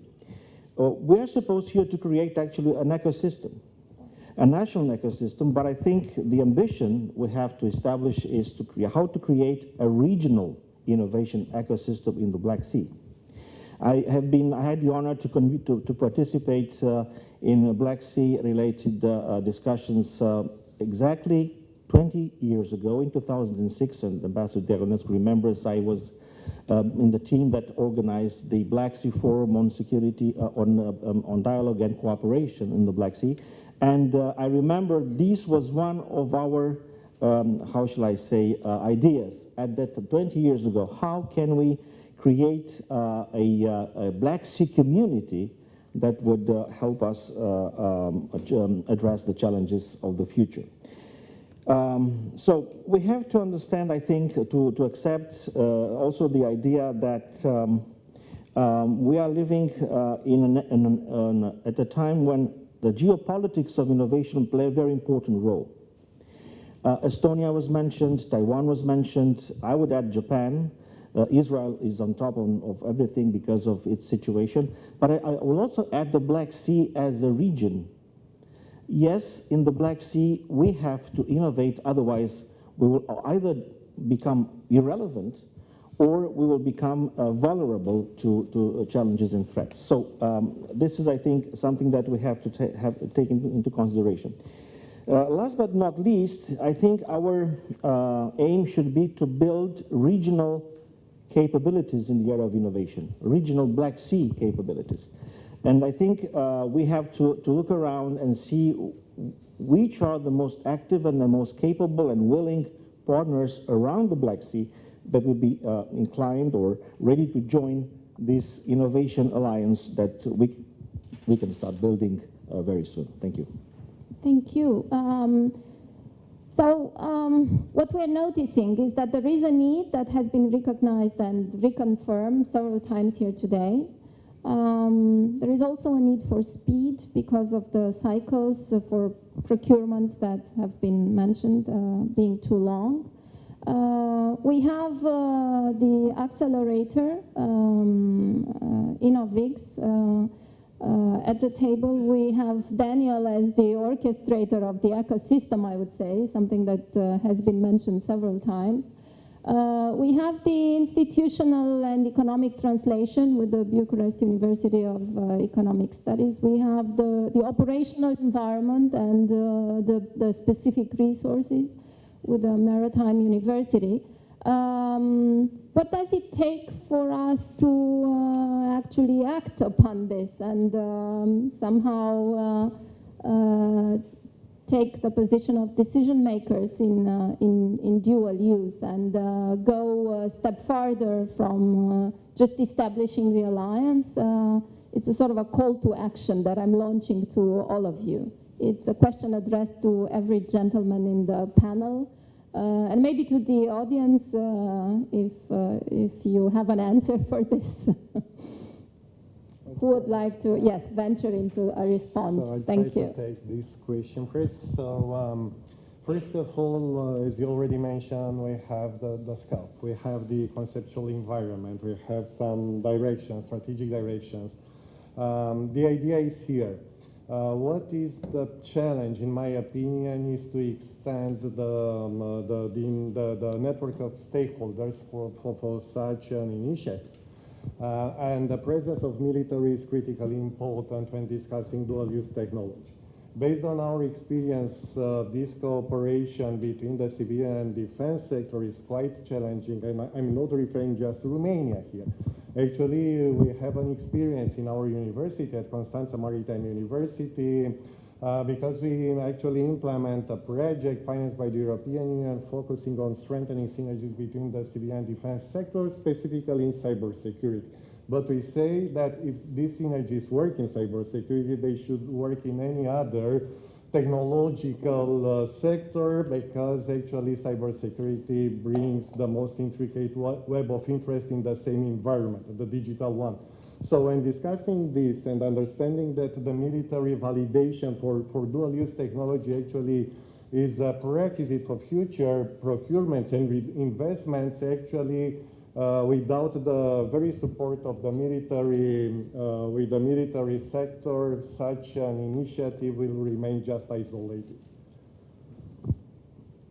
Thank you, Nicu. It's not an alliance only for upstream and downstream. It's an alliance for a transversal cooperation, and I think this is a momentum. So we should do it right now. Thank you. That's great.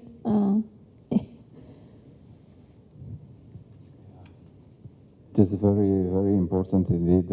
As Nicu mentioned before, we are in the stage to almost to conclude our project related to synergies between civilian and defense.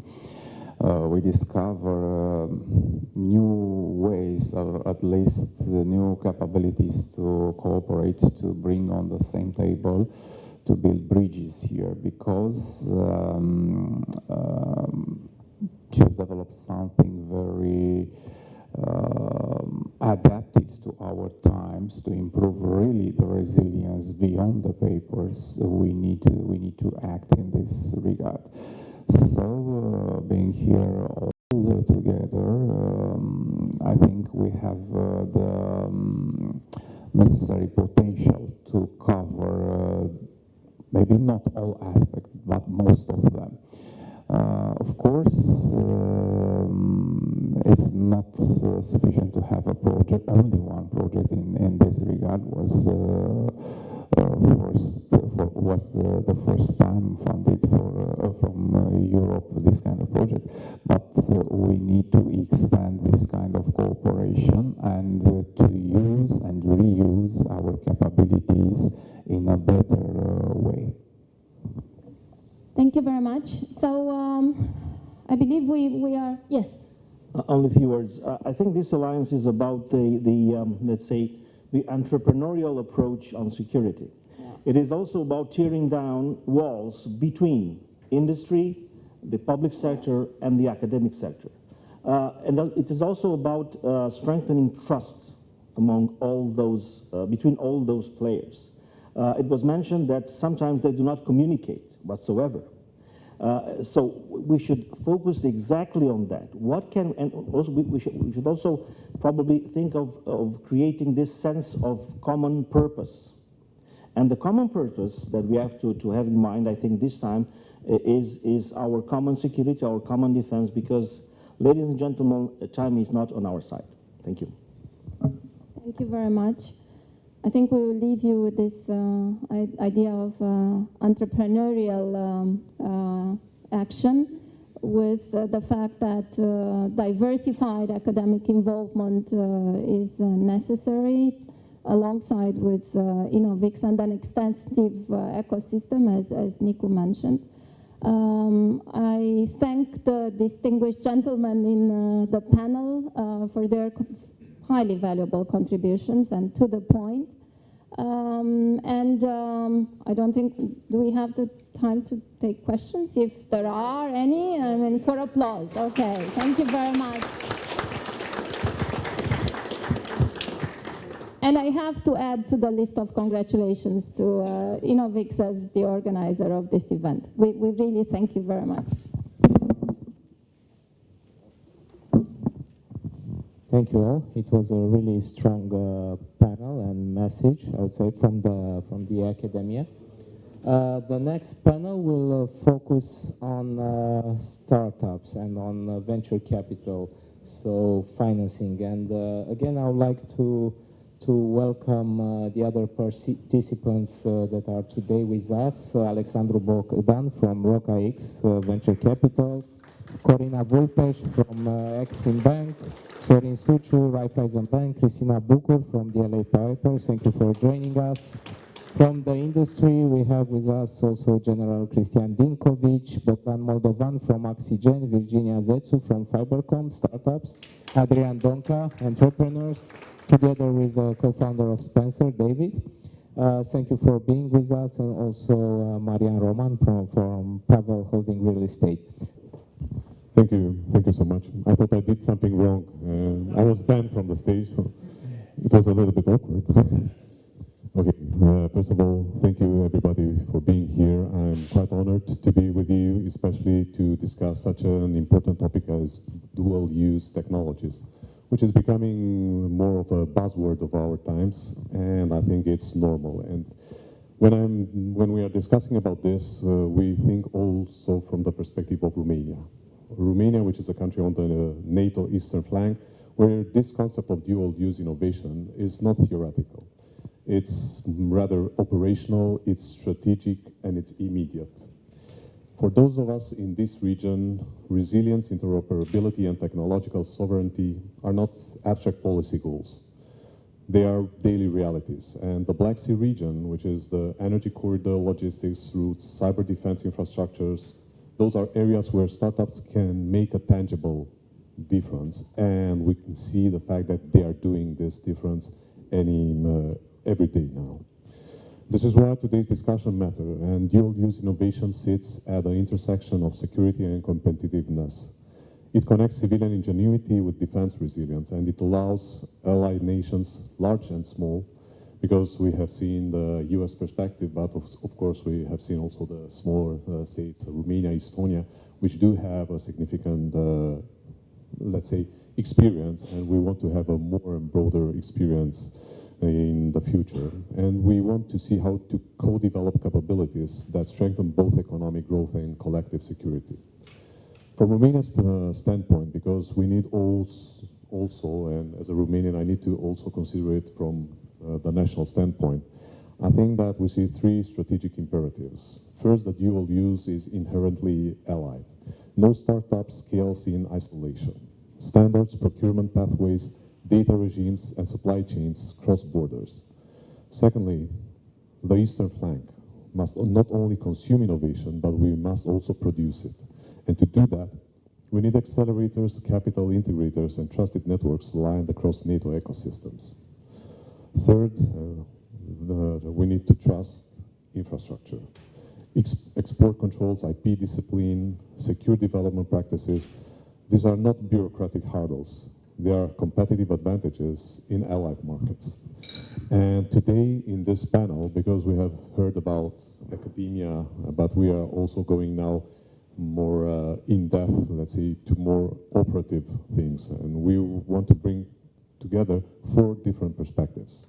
An accelerator aligned with NATO pathways, a venture investor shaping capital stacks, a scaling operator navigating cross-border realities, and a founder who has lived the journey from prototype to growth. And in this respect, I would kindly ask to join me on stage Mrs. Sofia Machia, Head of Innovation Department from Demokritos Accelerator, Mr. Pavel Botnias, General Partner at Radix Venture, Mr.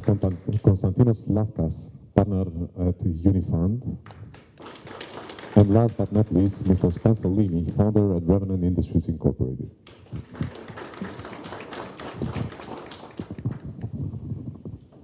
I will sit in the...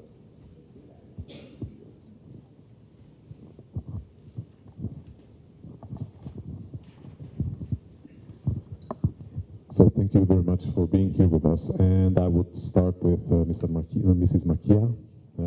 And if we are beginning this entry point of acceleration, especially for startups from emerging ecosystems, including Eastern Europe, we need to understand how to enter NATO-aligned program, which is critical. So in this respect, from application to acceleration, what distinguishes dual-use teams that successfully navigate Diana NATO-aligned programs from those that don't?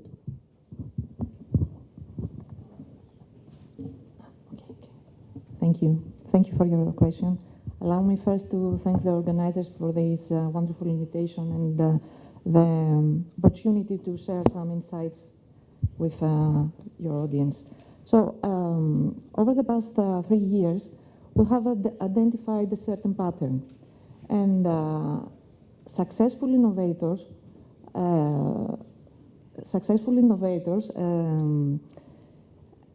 have a clear view, have a clarity on their use case. So at first, they can articulate with precision an operational narrative, an operational scenario regarding to a specific demand. So it's not about the technology excellence, it's more about the maturity, operational maturity. Another thing is that they have early awareness on security and operational issues that have been must addressed very, very early. And that has to do with export controls, compliance in allied countries, as well as data management processes. But the third, and I think the most important thing, is the dual-use logic entering in dual-use markets. And that has to be done in a sequence and not all at once, because that cannot be done at all. And if I have to sum it up, I would say that in dual-use technologies, in dual-use innovation, maturity consistently beats hype. Thank you you very much for the realistic approach. And I would have also a second question. If we are to give 3 practices that consistently help startups with NATO-related funding or pilots, what would those be? I believe early engagement with an end user. Early engagement with an end user gives the innovator a clear view of the problem.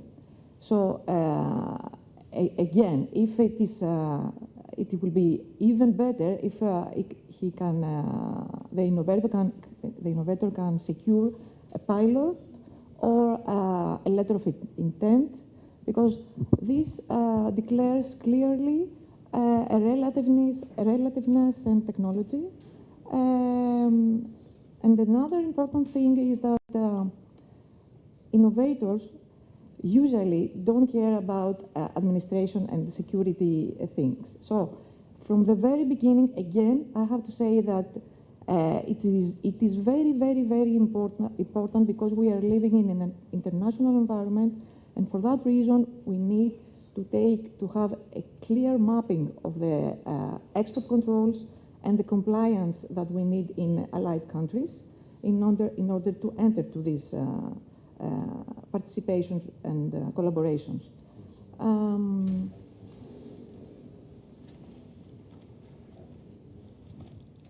When it comes to technology, security of the data, jurisdiction, all these things have to be addressed at the very, very beginning. So. And if we would go just very quickly, because I think that we might have still time for a third question, if we would consider for startups operating across allied jurisdictions, what should they address early regarding IP protection? Because we know this is critical for all startups in this field, and data residency and compliance to avoid friction later. Here, my advice is very simple. Innovators from the very beginning must design cross-border, from the very beginning. When it comes to the IP, they have to have clear regarding the ownership of their IP, and to avoid, co-ownership, because these things are usually not very welcoming to when it comes to investors. Jurisdiction again in the data is very important. Where do you mirror your data? It's another thing which is extremely important. Thank you so much. So once accelerated, capital becomes the scaling engine, but dual-use timelines differ from pure to commercial tech. So in this sense, I would kindly ask Mr. Botniars, how do you assess commercialization timelines when defense procurement is long, but civilian markets move fast? Well, I wouldn't take this assumption as a given, first of all.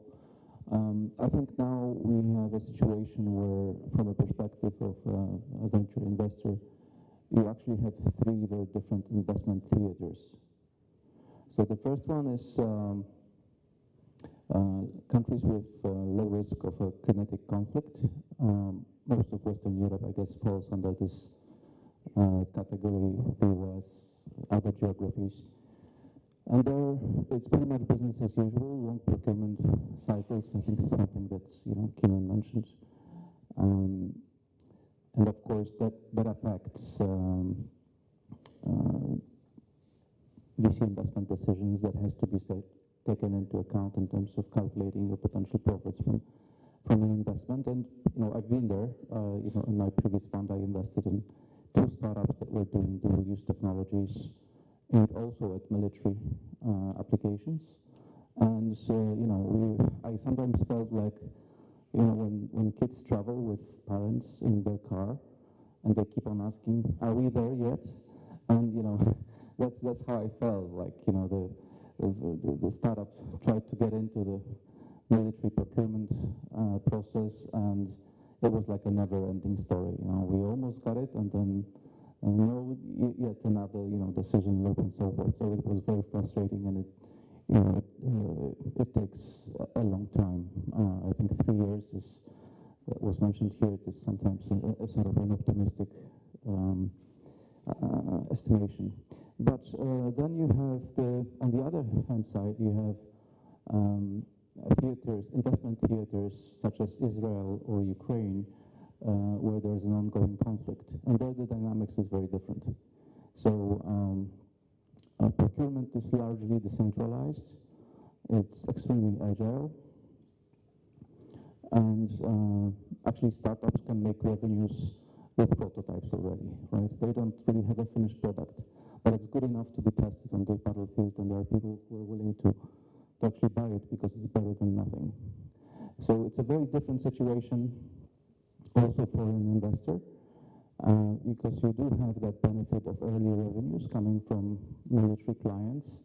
We just announced an investment into a Ukrainian Estonian startup, Farsight Vision, that does digital twins for battlefield operations.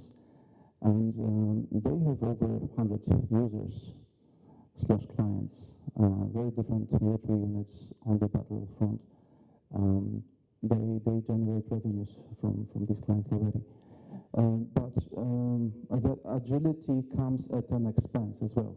And I'm looking at it from sort of investor's perspective. So speed of iteration, the cadence of technology means that there are certain strategic blind spots for these startups. They're so focused on delivering the product to the front line, making sure that lives are being saved,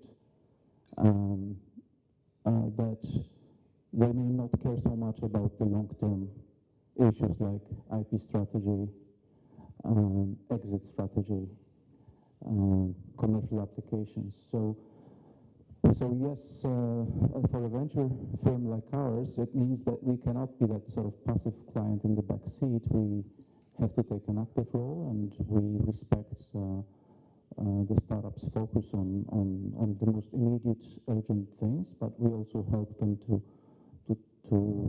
enter new markets, develop robust IP strategies, moving forward, observe expert regulations, expert controls, and so forth.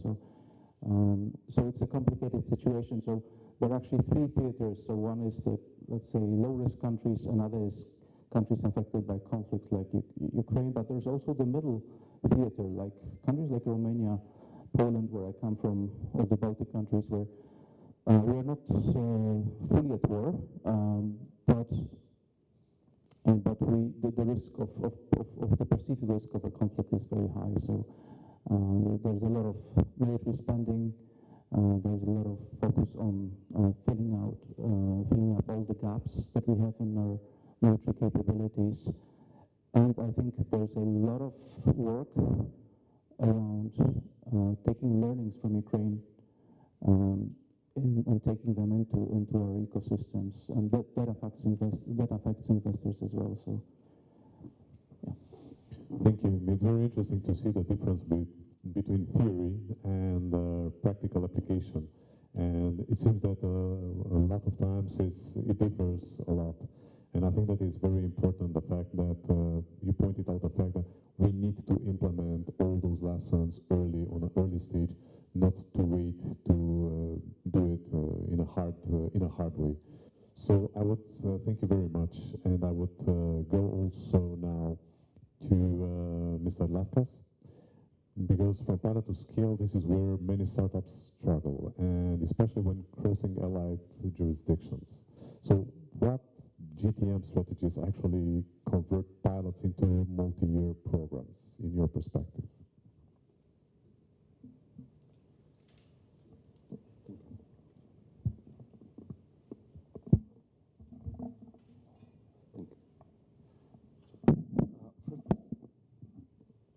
First of all, I don't feel comfortable like this. Yeah, thank you. First of all, let me thank you for inviting us. It's an honor to be here. Unfortunately, with Sophia, I was in Germany yesterday in the Accelerator. I was in France in a board meeting. But we wanted so much to be here because of InnovX, Daniel, his team. And because how we translate D from dual use, we came a little bit before the end of the previous panel, and I think it was Eli, sorry, I don't remember the name, he said this about purpose. So the translation of D for us is about direction. So we have defending our values, our common values. And then, as he said, D is about distance. We're the same neighborhood, so we have to reduce the distance. I mean, Greece, Romania, the Black Sea, we're in the same neighborhood. And we have now to defend our values. So it's very critical. I have been in Israel many times to understand what's the business model that creates value there. It's because, you know, technology, that innovative technology or disrupting technology does not create value. It's the business model that creates value. And the critical item in Israel is that the prototype, the pilot project, in many cases, for very focused funds, because in Israel you have funds of 10 million euro, 15 million euro, but it's 3D printing about a specific application. So you have really focused funds, but VC funds. But the critical item is that they have the first customer in the defense sector. That's really important. Our experience in Greece is that we have a lot of research projects. So actually we have the fuel to create disruption, to create innovation. But then it's much more difficult to have an applied case or in the private sector, or in the public sector, or in the defense sector. What we have seen working is we call it the 770 strategy. So actually, it's a strategy of Apple. Focus on 7% of market share in a very specific niche market that is so disruptive that you can attack the 70% of the profit share. And then if you have the first pilot, the first project, especially in defense sector, then you can much easier grow your market. We have cases in Unifam and also other cases I have been investing myself. Actually, there is one case that they do digital twins, and they focused on corrosion technologies. They became Siemens' partner, and when Siemens had an issue, the American Army with their in the marine industry, they called Siemens in the US, and Siemens called the Greek company to resolve the corrosion issue. So if we have innovation and technology champions, and we give them the opportunity, they can become global players if they're really good, but we have to support them. So let's reduce the distance, the geographical distance, the distance between the public sector, the academia, and the private sector. That's my message. Thank you. Thank you very much, Mr. Lavkas. So I would also go to you, Mr. Lini, to ask you, because we discussed systems and capital, but we would like also to hear the opinion of an operator. So from that perspective, what concrete signal told you that the product was ready for repeatable sales, for example? Hi. Yeah, thank you all for having me here today. It's really an honor to come to Romania and meet all of you guys, especially so close to, you know, the active kind of conflict zones here. And one of the key things I think actually goes back to what Keenan was saying, and especially on that diagram that they had provided, was, you know, as a startup, you're resource constrained, and time is actually your biggest enemy. So you have to balance kind of exploration versus exploitation, and engineering in a heads down manner without talking to the end user is, you know, rather pointless. But then there's also the understanding of does the customer, the person who actually buys it, understand your technology in the context of your technology? And so for us, particularly more recently, one of our drone systems we brought to a conference where we had customers, in the sense of the people who buy it within the organizations, as well as end users who agreed and could understand these types of things. So as soon as you get that kind of buy-in, that's where you switch from exploring potential avenues to exploiting and putting your full force of effort behind it. And that kind of signal is, you know, that's kind of step one. That's your beachhead. Like, I've now identified the beachhead. Now you have to actually cross the strait, so to speak. And you know, the going from kind of prototype level to product really starts making you focus on different aspects of not only the procurement process, which is understanding that Byzantine aspect of going from, hey, you've got the signal to now I've got the contract. Then you also have to understand your supply chain resilience. And that is in particularly one of the more challenging aspects, given who we're in unmanned systems. The Chinese make the majority of components that we have to use, and we can't justify the 10x increase in cost most of the time. So understanding how you're going to actually scale, and I think this is what my neighbor here was discussing, is one of the biggest challenges. And a lot of startups will think that they can do it all, and you can't. And that's where things like integrators come into place, creating alliances, identifying people who have already tread that path before, following in their footsteps, and not trying to reinvent everything, but focusing on a very niche aspect and saying that I'm going down this path, I'm not going to create everything from scratch. So, thank you. It's a very interesting perspective, and it's very applied perspective, which is always useful. I think that we still do have time for a lightning round. You know, I would like every one of the esteemed panelists to provide me with a very brief answer on the barrier we should remove within the next 12 months, in your understanding, to accelerate allied dual-base, dual-use adoption. Which would be that? I would start again. Okay, thanks for the question. I would like to actually to add on Costa's remark, and of course it's in the same spirit, and I would like to address to the elephant in the room that has to do with procurements. Procurements and the timeline to a pilot, after all, because pilots it's all about. I was in Munich the previous day, and there were 3 lawyers over there, and they were discussing about procurements, and they were trying to give an overview to the innovators from 150 different companies, from 12 different countries.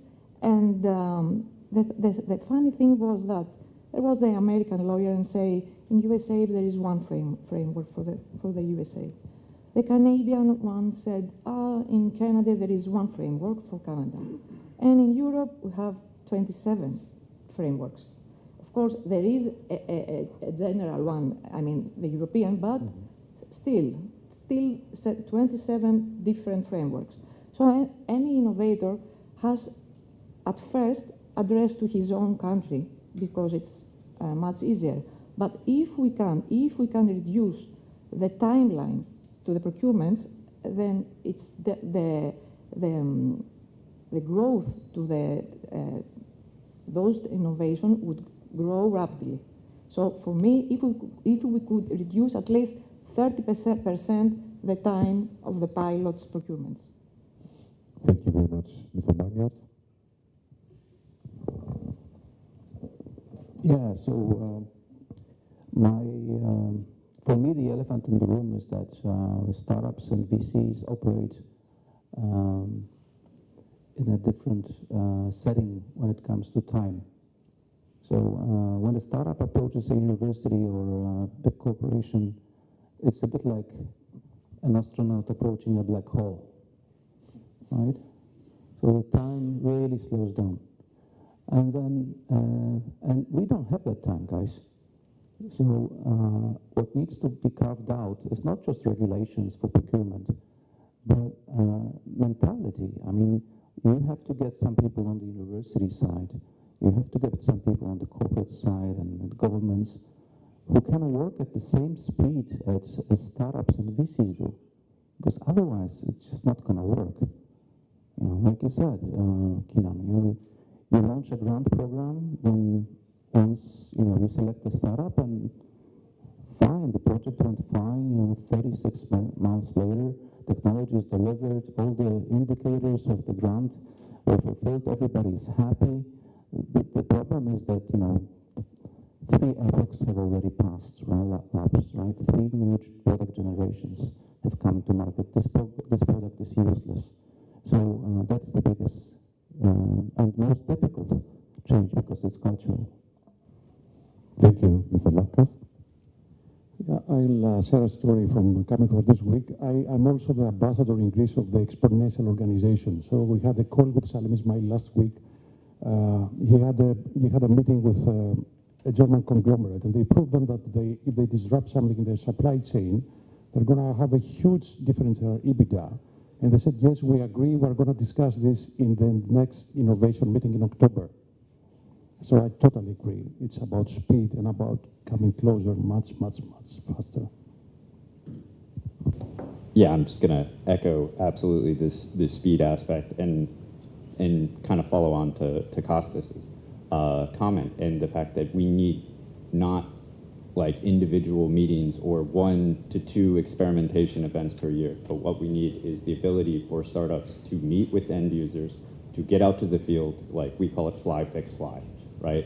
Get rapid feedback cycles from the people actually using these technologies and stop create carve-outs that would allow experimentation events that can get around a lot of the export control paperwork and say, hey, within this restricted area, you're able to get evaluation done, performed by third parties, by NATO, by allied countries, where you can set up for an extended duration, maybe 1 to 2 months, where you have facilities that are co-located with the areas. That would be my recommendation. Thank you very much. And I understand from all of your points of view that time is of essence. Unfortunately, we do not have any more time, so I would only kindly ask all of you to give a round of applause for our panelists.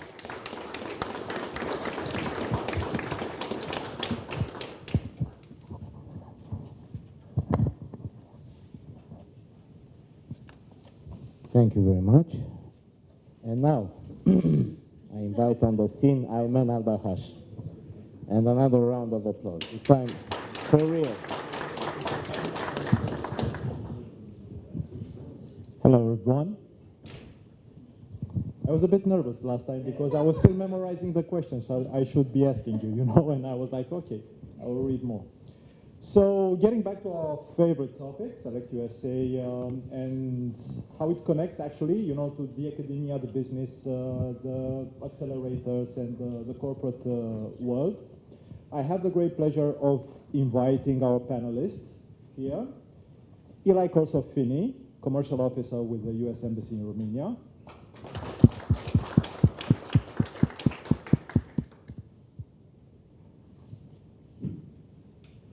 Cristian Sporish, VP Corporate and Investment Banking and member of the Board of Directors at Raiffeisen Bank Romania. And our dear Daniel Dumitrescu, Chief Innovation Officer at InnovX. And I will be joining you somewhere here. Yeah, we have plenty of room. So welcome everybody. Yes. So what we want to achieve with this session is to look at this topic at Select USA from 3 different perspectives. We have, the programs and opportunities perspective from the U.S. Embassy. We have the financial and economic diplomacy perspective from Raiffeisen, and of course the innovation and dual-use technology perspective from InnovX. The objective being to help eligible companies understand why Select USA is a strategic opportunity, how to properly prepare for it, and which sectors, including the dual-use technology, especially the dual-use technology, are poised to accelerate this year. Those being said, let's start with the beginning. Eli, thank you for being with us. Thank you so much. Thank you to Donnie and InnovX for organizing the event. I have to say right off the bat that InnovX has been such a great partner with the U.S. Embassy and with my agency, the Foreign Commercial Service, part of the Department of Commerce, in organizing promotional opportunities for this really great program And we have others like Christy with Raiffeisen and that have been great partners in helping to not only raise awareness, but put their money where their mouth is and even help support us financially and get the right folks to this program. So I only have a few minutes, and there's a lot of information that you can get about the Select USA Summit. We have the website there, so you can get more. But I wanted to approach it more from the context for this audience, right? We have startups, people thinking about dual use, finance, that part of the ecosystem when we're thinking about scaling up investment and FDI. But just in a nutshell, the Select USA program and the Select USA Investment Summit, which is taking place this year, May 3rd to 6th in Washington, D.C., is the U.S. government's premier program for attracting investment to the United States. And I just have a few statistics really quickly to give you a sense of what this program is like. It attracts over 5,000 attendees every year. This includes potential investors, this includes government and business leaders, but very importantly, it includes nearly every U.S. state and territory's economic development office, because the United States, from the federal government level, we don't choose winners. We leave that to the individual states that have this, the actual programs to entice you to come invest in their states. It includes international diplomats. It includes everybody as part of the system that you would need to understand how to invest in the United States. Over the course of a few days, there are hundreds of individual speakers, of breakout sessions, of various types to let you know more about what it means to invest in the United States. Everything from tax advice to legal advice to the different hubs of sectoral industries. So if you're in medicine or dual use and in defense, I mean, there are various ecosystems around the country that cater to specific sectors, and you hear more and you learn more and you network more when you attend the Select USA Investment Summit. Because we're here at an InnovX event and we're talking about dual use and we're talking about tech specifically, I wanted to focus my intervention more about the tech opportunities for startups, for folks that are looking to scale up and are looking to the United States to expand their organization, because, I mean, I pride in saying this, that the United States is the best market to scale up and has the most opportunities to do so. So at the Select USA Summit every year, we have two specific programs specifically designed for the tech industry and for startups. It's called Select USA Tech and Select USA Global Women in Tech.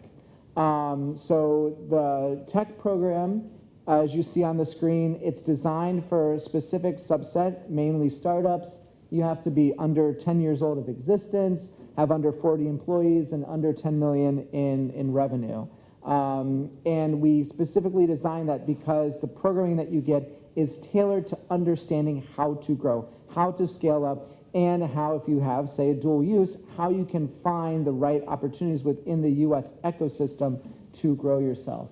In addition to that, because supporting women's entrepreneurship is so important in growing a better economy and a better ecosystem, we have the specific program, the Select Global Women in Tech, which provides women entrepreneurs an opportunity to enter into a mentorship program that specifically shows them how to navigate the U.S. marketplace and the U.S. ecosystem. So with that, I just want to kind of go over a few deadlines for this year's program.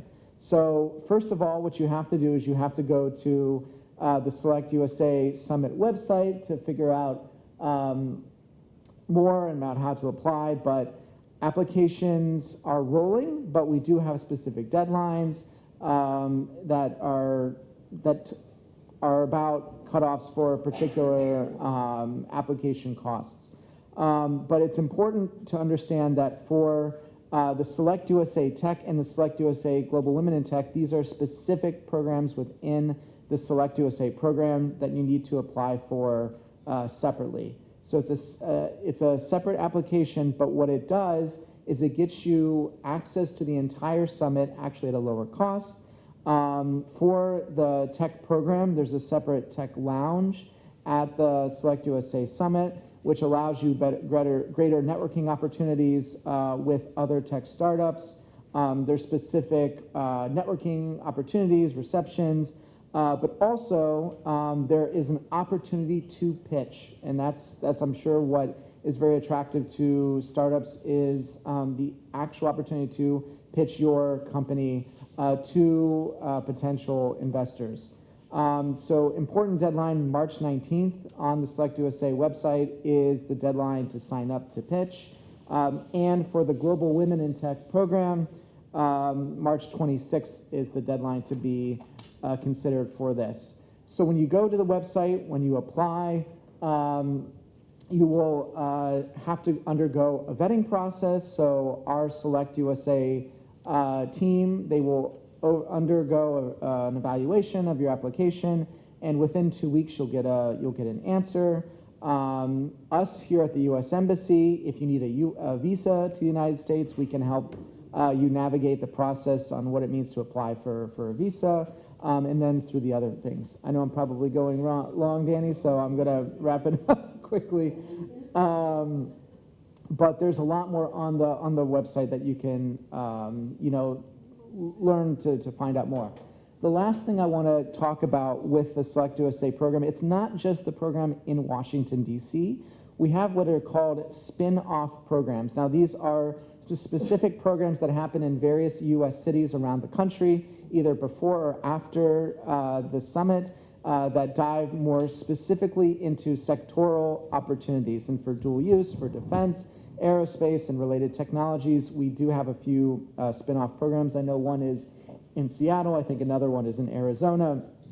And these are specific opportunities to connect with local ecosystems where dual-use technology providers and the defense and startup industry more widely, you have opportunity to thrive, and you will hear directly from state and local leaders in those markets about what they have to offer to you to entice you to come and set up.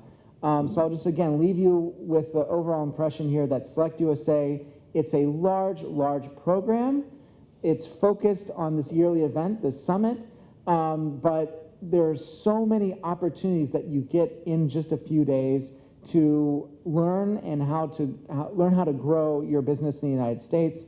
And I think what's great again is we have great partners that are supporting us in this effort. Donnie and InnovX are one of the best. We have great financiers like Raiffeisen. They're also helping to make it possible for startups to come from Romania and learn how to invest in the United States.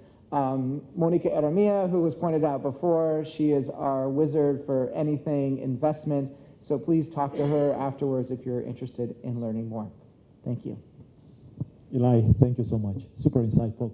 And I can add from my own perspective that everything that both the U.S. government, but also, regional relevant corporate and accelerators are doing with startups, for instance, that are working also with Microsoft to accelerate and to bring some innovation on the United States market. It's super valuable, super valuable.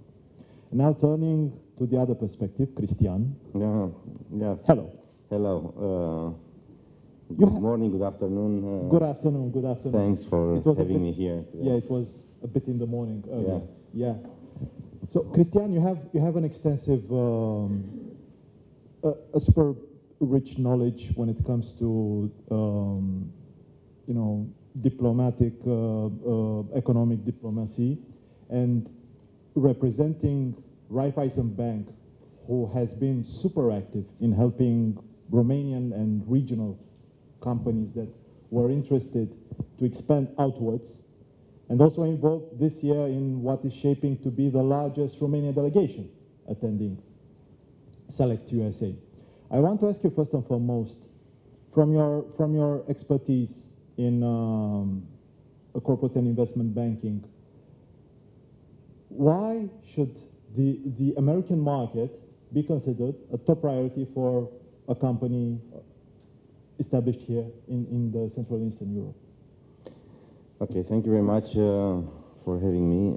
Eli, you've done a very great pitch for the Romanian companies to participate in the summit and also to invest. So I will present you a little bit different perspective on the topic.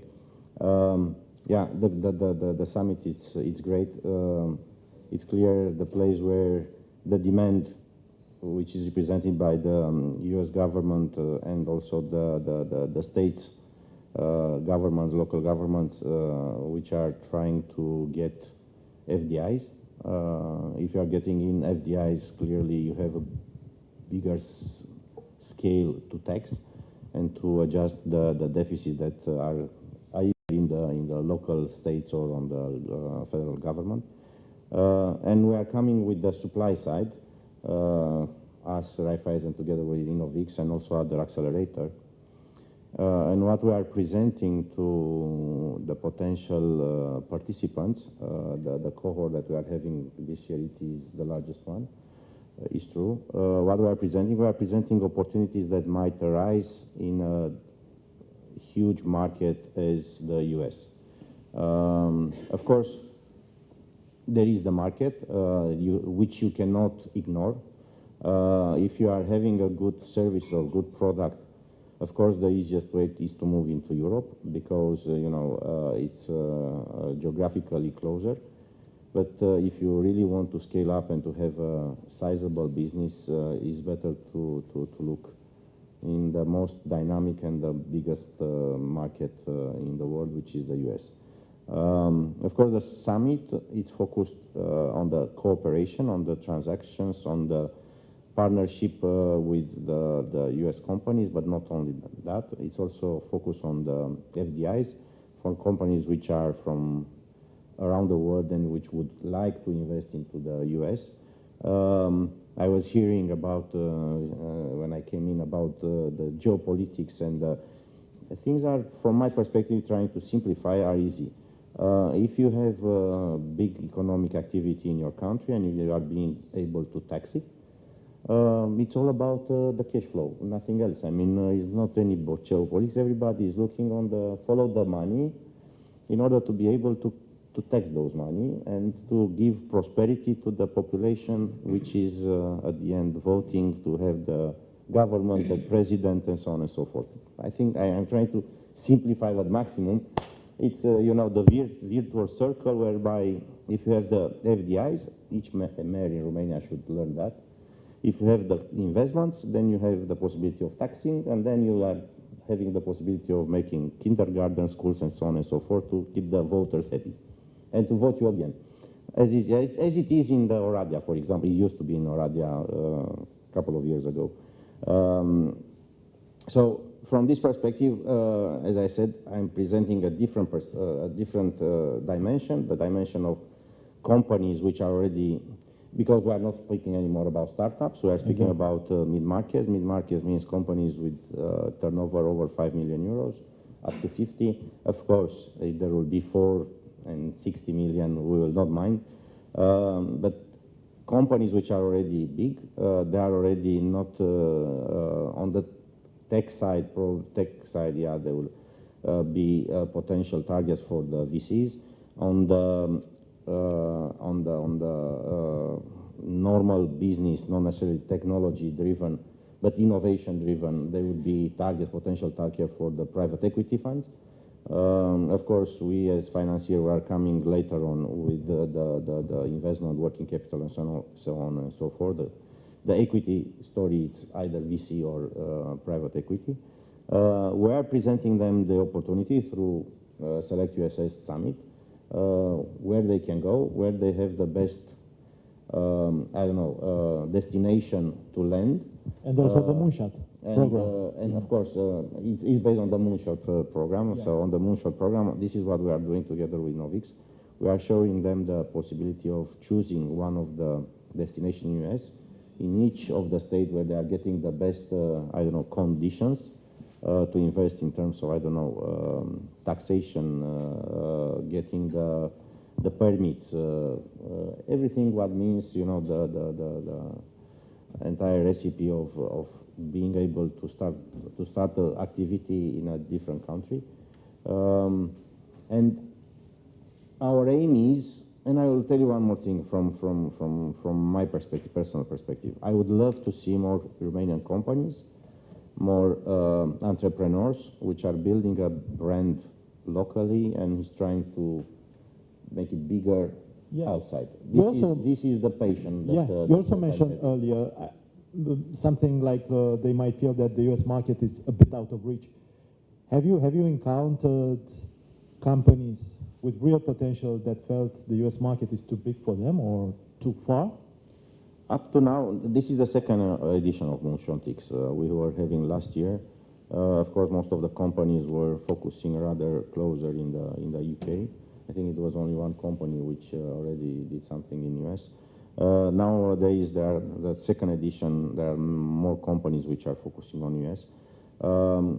Of course, it's a different continent, it's a different country, it's over the ocean.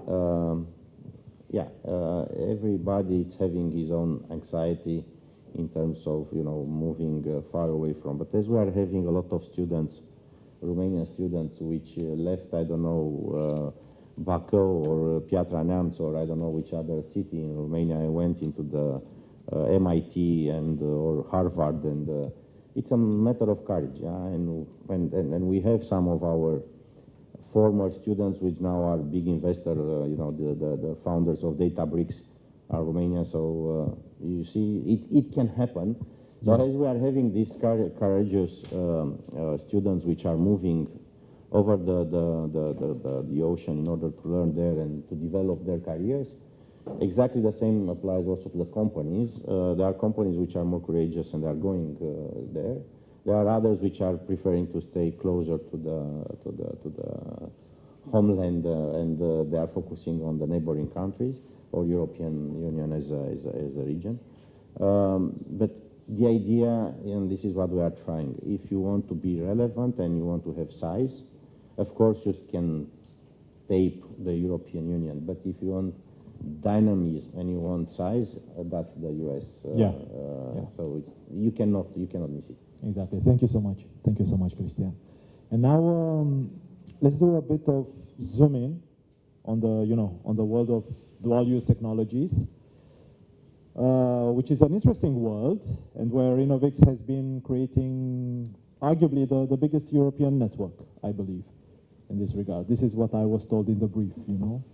And what I wanted to highlight here, because there are some things that can present some opportunities, especially related, you know, to everything that is happening right now geopolitically. Daniel, starting with the beginning, you know, those innovators. Why should a scale-up or a startup that is dealing, you know, that is falling under the definition of dual-use technology, AI, robotics, sensors, cybersecurity, energy security, you name it, why should they seriously consider Select USA? Okay, thank you very much for the invitation to this panel. Hello, Pavel. Okay, it's the last panel, so please a little bit more energy. We'll finish soon until the food part. It's me and Daniel. Anyway, we are before time, I believe. We are before time, but still we need a little bit more coffee. So Select USA, from my point of view, it's a platform, the best platform to test the US market. And I do encourage startups. They have this tech scene at Select USA. So startups can go there, they can pitch in front of a large and very diverse audience of investors, of government representatives, and they can have a huge opportunity to get insights and enter actually the US market. Then we have the mid-corporate. Together with Raiffeisen and with Cristi Sporish, we are having the Moonshot-X Accelerator, where we infuse the startup mindset into Romanian mid-corporates, so corporates that already have revenues between 5 million and 50 million euro, in order to encourage them to go abroad. And it was a huge success last year. This year it will be even bigger. I think that we will have the largest delegation at Select USA, and I also encourage any company in dual use or in technology to join this delegation, because alongside the Select USA events, we'll also have our own events organized in collaboration with the team from the US Embassy in Romania, but also with the team of the Romanian Embassy in the US. And we'll also have the table stakeholders from the government, the academia, and business partners. I would also like for you to see the opportunity to meet there with the universities from United States, as we've done with MIT, and try to forge partnerships. Also a good way to enter and to understand better the US market. So a lot of opportunities for 5 days also will be there, joined by the US Embassy with all their support there, as logistically from the point of view, as Eli said, visas and connection and so on. The earlier the best, in order to prepare and try to secure interesting connections for you. This is what we also do. For example, in the Moonshot-X program, we involved the Bucharest University, the international relationship faculty, with the students to help and support the Moonshot-X companies to identify opportunities in the United States.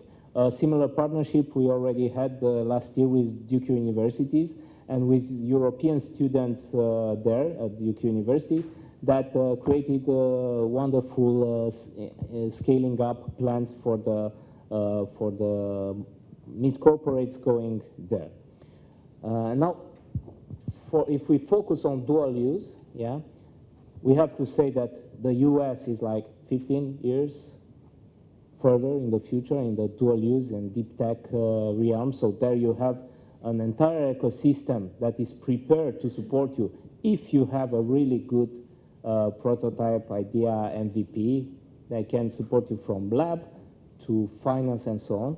Incorporating in US, so investing there and having your own entity incorporated in US unlock you a lot of government and public funding, which is not the case if you remain a company from Romania and just going there. So again, this is one of the, I would say, benefits of incorporating there. And another interesting thing about Select USA is the reverse pitching exercise, where governments are actually pitching you the incorporation into their state, yeah, in order to attract you, showing you what are the possibilities and so on.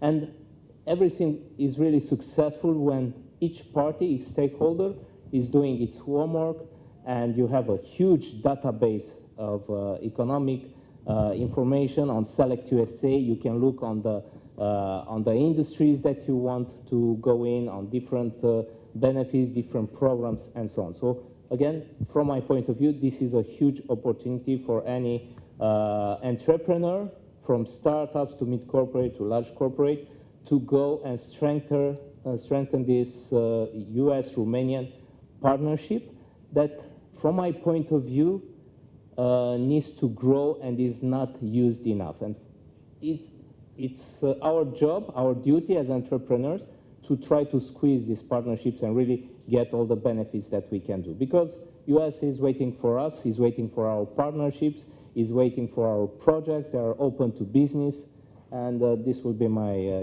my call to action. Join us. I think there will be a lot of business to do there. Thank you so much. Thank you. Thank you so much. Now, as we are approaching closing, I would ask each one of you to give like a super quick insight. Yeah, I will start with Eli. Can you share about something that US investors are usually looking for, but foreign companies are overlooking or underestimating? It's a good question. Sometimes tough to answer, but I think what makes the United States a bit different in how it looks at foreign investors is because we have a system that's our federal system, but we have 50 individual systems at the state level. So I think when folks are thinking about how the U.S. looks at business differently, at investments differently, they see it through different prisms. So they're seeing slightly different legal ecosystems. They're seeing slightly different incentive schemes. They're seeing slightly different ecosystems for clustering of specific sectors. So I think what gives, U.S. industry an advantage is a multifaceted look at how to approach the same problem. And I think this is something that maybe you don't get everywhere else. And I think what the Select USA program does is it gives you insight into different ways to tackle and to grow and to expand. Thank you so much. Now, Cristian, is there or are there fiscal or regulatory aspects that Romanian, first and foremost, companies should stop worrying about? Related to going to the US, of course.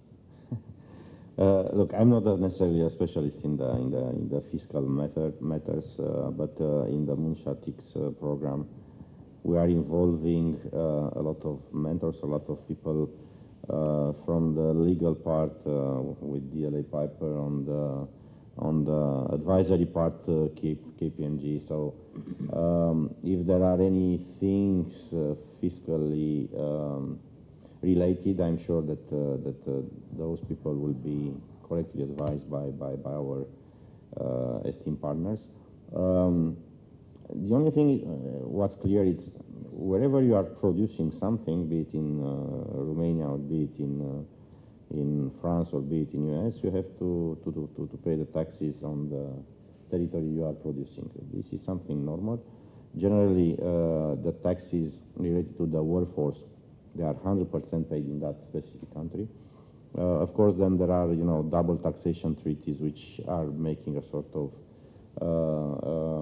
understanding between the states how they will tax different other stream of revenues. What's important is, if you are a good company and you are having a huge market in US and you are being able to create additional stream of revenues or cash flow, it will be taxed probably there. Part of it, I mean, at least the dividends. Whenever you want to do the upstream of dividends towards Romania, of course you will pay there the dividends, and then you'll get the net proceeds. What's important for me as a banker, for example, and I will tell you something about internal stuff. It's a company which is getting. Let's take. I don't know if you have anybody here. So the best company in Romania, supposedly, it's Hidroelectrica. Hidroelectrica can be the most profitable and can have the best return on equity. Its rating of Hidroelectrica cannot exceed the country rating. So it can be much better, for example, that Verbund in Austria, or I don't know, any other hydropower companies, large companies in Europe. It can be much better than that one. It cannot exceed the country rating of Romania Hidroelectrica. If you do a Hidroelectrica will have some power plants, hydropower plants in US, and they will have minimum 20% of their income coming from a different jurisdiction, then they can have a better rating than the Romania. So what's important is that diversification of income streams, of cash flows. So what's important for any Romanian company which is big here and they want to have a better rating than the country itself, they will have to go abroad and to try to go into the jurisdiction whereby they will have jurisdiction which have a better rating than Romania, and then the company will have a better rating. Thank you so much. And Daniel, because you gave a super thorough journey when it comes to how to actually prepare and why you should prepare. If you would give now a simple call to action on what a company interested to join the Select USA Summit, what they should start doing right now? Yeah. Thank you for this last question. So act, register, as Eli said, go there, test the market, do your homework, analyze by yourself, with your team, together with specialists. As Cristian said, in the Mushatix program, alongside the experts from Raiffeisen Bank, we also have the experts from DLA Piper, also experts from KPMG. Also, we have you as tech experts from Microsoft and UiPath. So do your homework, go there prepared, but try, go, do, engage. Thank you so much. Now, I would invite everyone to have three, I would say, key takeaways. So the first one would be that Select USA is not an event. You can look at it rather like a gateway to what is essentially the world's most competitive, but also best funded market. The second is that Romania, it's in a very good position right now for scaling, and especially with partners like InnovX and Raiffeisen, this is the right moment to actually do it. This is the right year to do it. And least but not last, looking at the dual-use technology, this is a sector that will continue to get attention, the right attention, is expected to greatly accelerate, especially with the help of allies. So take full advantage of it. And of course, take full leverage of our guests here during the networking sessions and the breaks. Thank you. Daniel, Cristian, Eli, thank you so much.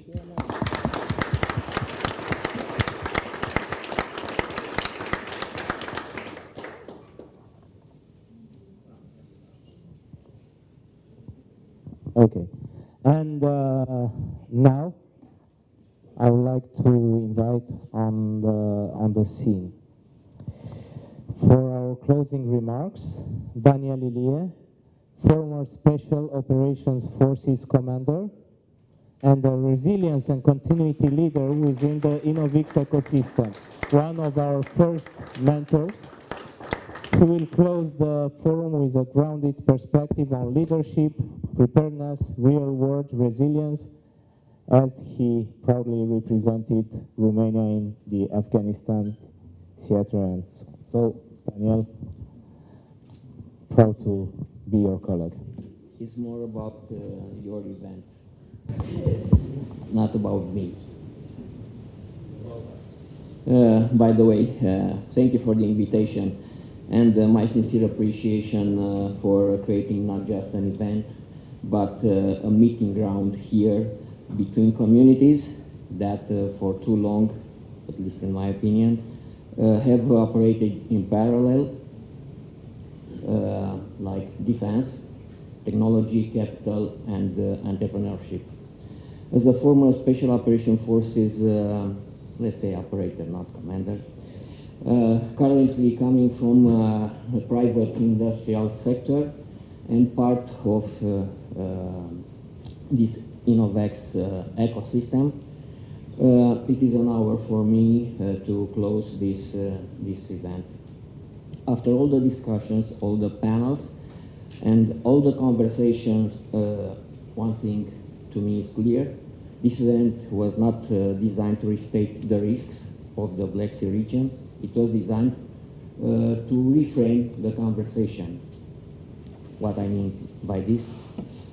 I would say from risks to capability, yes. The Black Sea region faces strategic pressure right now, but what we explored today goes beyond the geopolitics. I heard this earlier. We explored how security needs generate innovation, how pressure generates solutions, and how a region often described as a front line can also become a source of capability and investment opportunity. BlackSeaX is not only about managing risks, it's also about building capacity. In SOF, we live by a simple principle: mission always, but people always. The mission discussed today, I think, is making the Black Sea region on the eastern flank more secure and more technologically resilient. The people are in this room. Institutions, I don't know, they're still here, defining real mission needs. They are the decision makers, and they should be the protectors. Academia and entrepreneurs building solutions, they are the innovators and the builders. And finally, the investors enabling scale, they should be the enablers and connectors as well. From an operator point of view, I can tell you technology matters only when it solves real problems, but under real condition.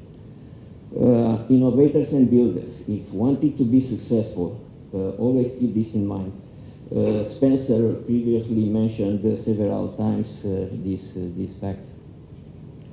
What recent conflicts have shown us, particularly war in Ukraine, has made something very clear.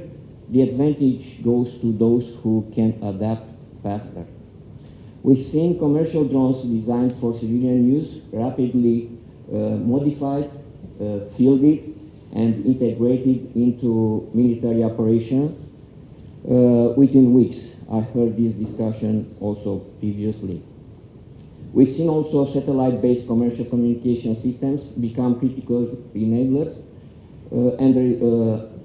of the battlefield coordination and the resilience when traditional infrastructure was disrupted.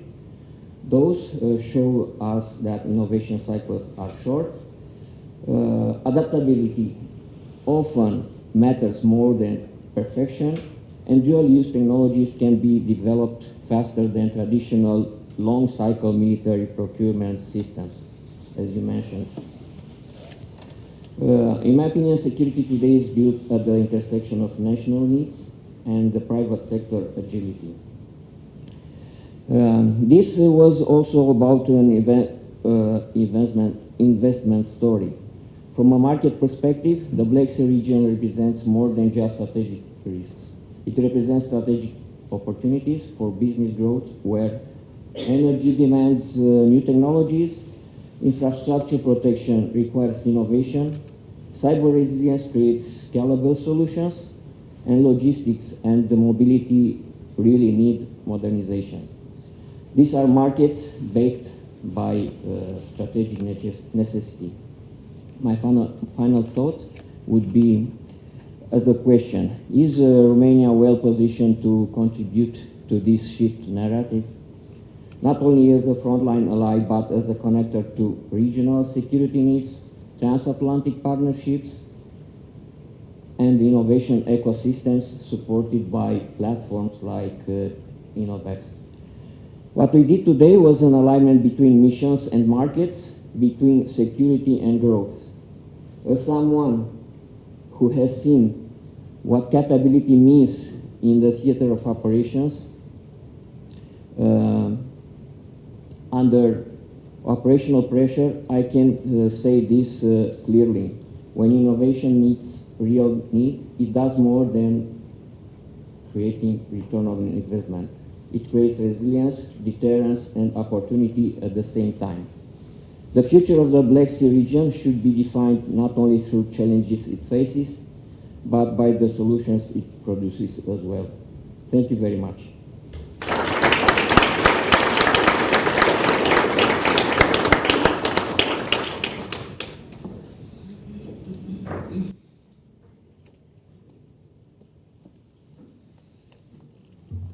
Okay, so folks, that's it. Thank you very much for joining us. Thank you, Daniel, for your last remarks. And now I invite you to continue the discussion, now interactive discussion, and the networking part just now. here outside the room. Thank you very much for joining.